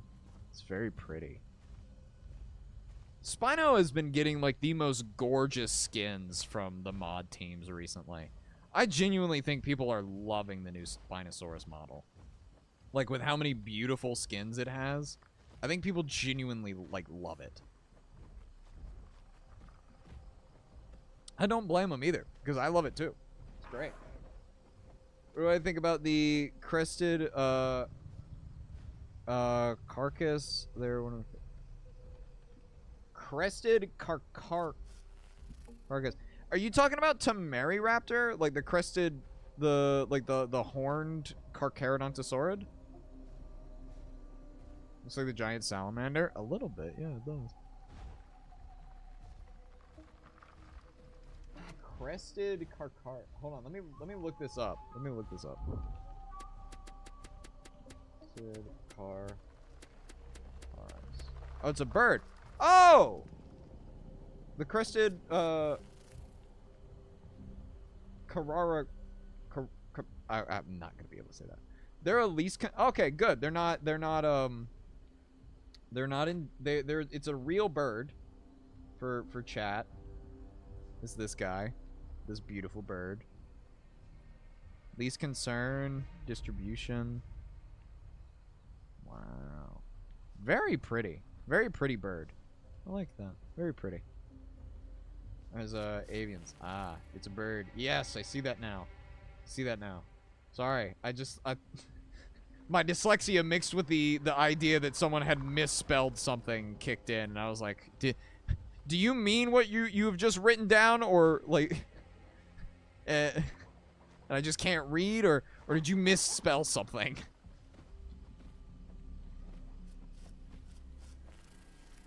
You hear a bunch of moths. You hear all those moths out there? Here we go. Here we go. This is one of the hot spots that people come to on Arania. It is this little place right here.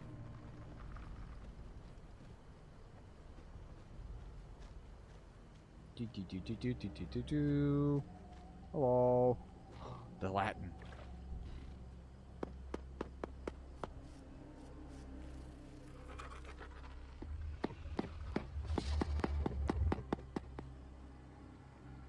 I want to see if he picks the fight. I want to get the Latin to pick the fight. Come on, buddy. Come on, buddy. I want you to pick this fight.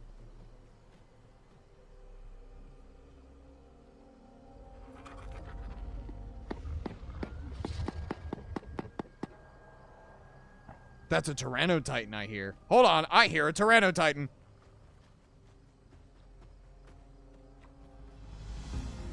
Dyslexic gang? Yes, I am very dyslexic. Dakota, look up parrot-beaked, a seal. So literally an oviraptor? Let's take a look at this. Parrot.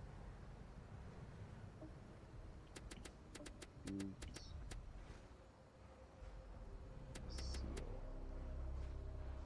I'm not spelling that right. I do hear something approaching. Hold on.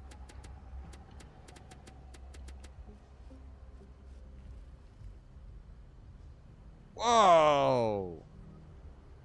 Yeah, this dude is weird looking. Oh, that's gnarly. It's really cool. Hold on. I hear that Tyrannotitan, though. And he sounds close.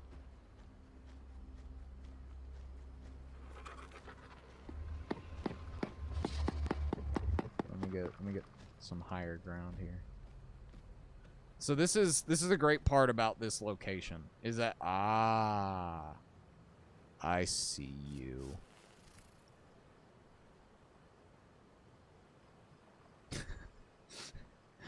He really thinks he's hiding.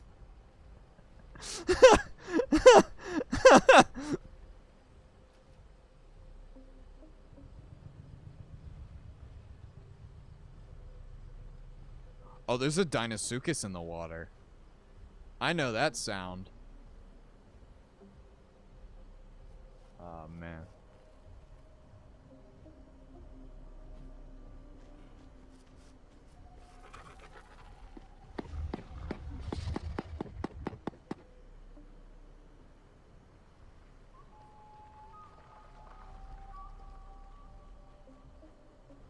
Okay, well, the Latins seen the Tyrannotitan.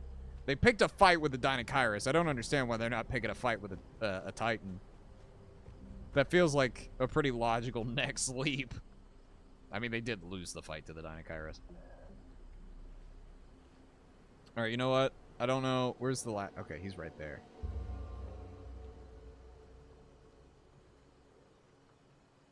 You know what? I'm going for it.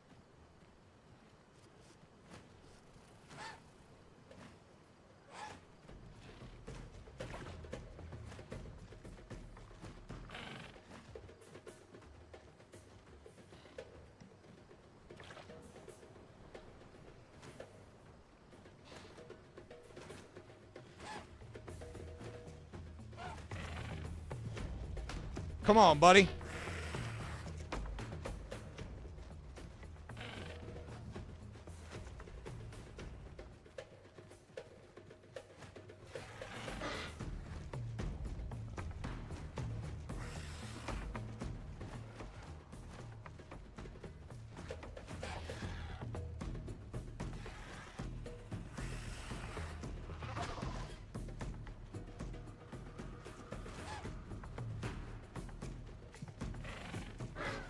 Oh!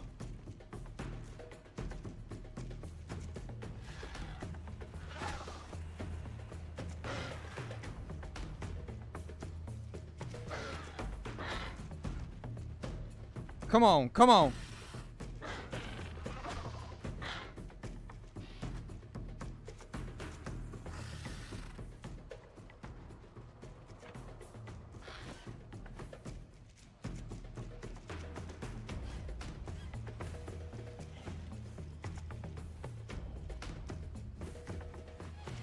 Oh, I got the baby.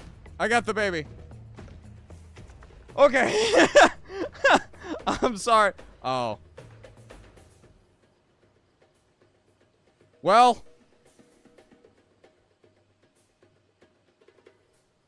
The corpse is gone.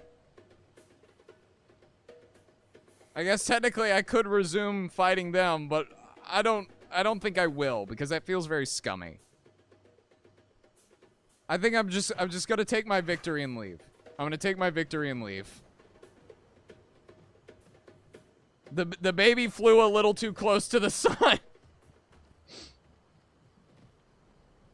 I admire the child's. I've ever played Shadow of the Colossus. I don't think so. I never really got around to it, I feel like. I wasn't really playing a lot of single-player games when that came out, I don't think. That might have been, like, around the time I had first gotten a 360, too. Ah! Man. Well, you know what?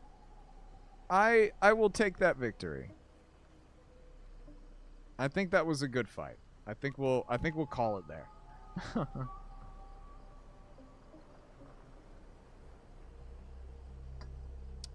Man.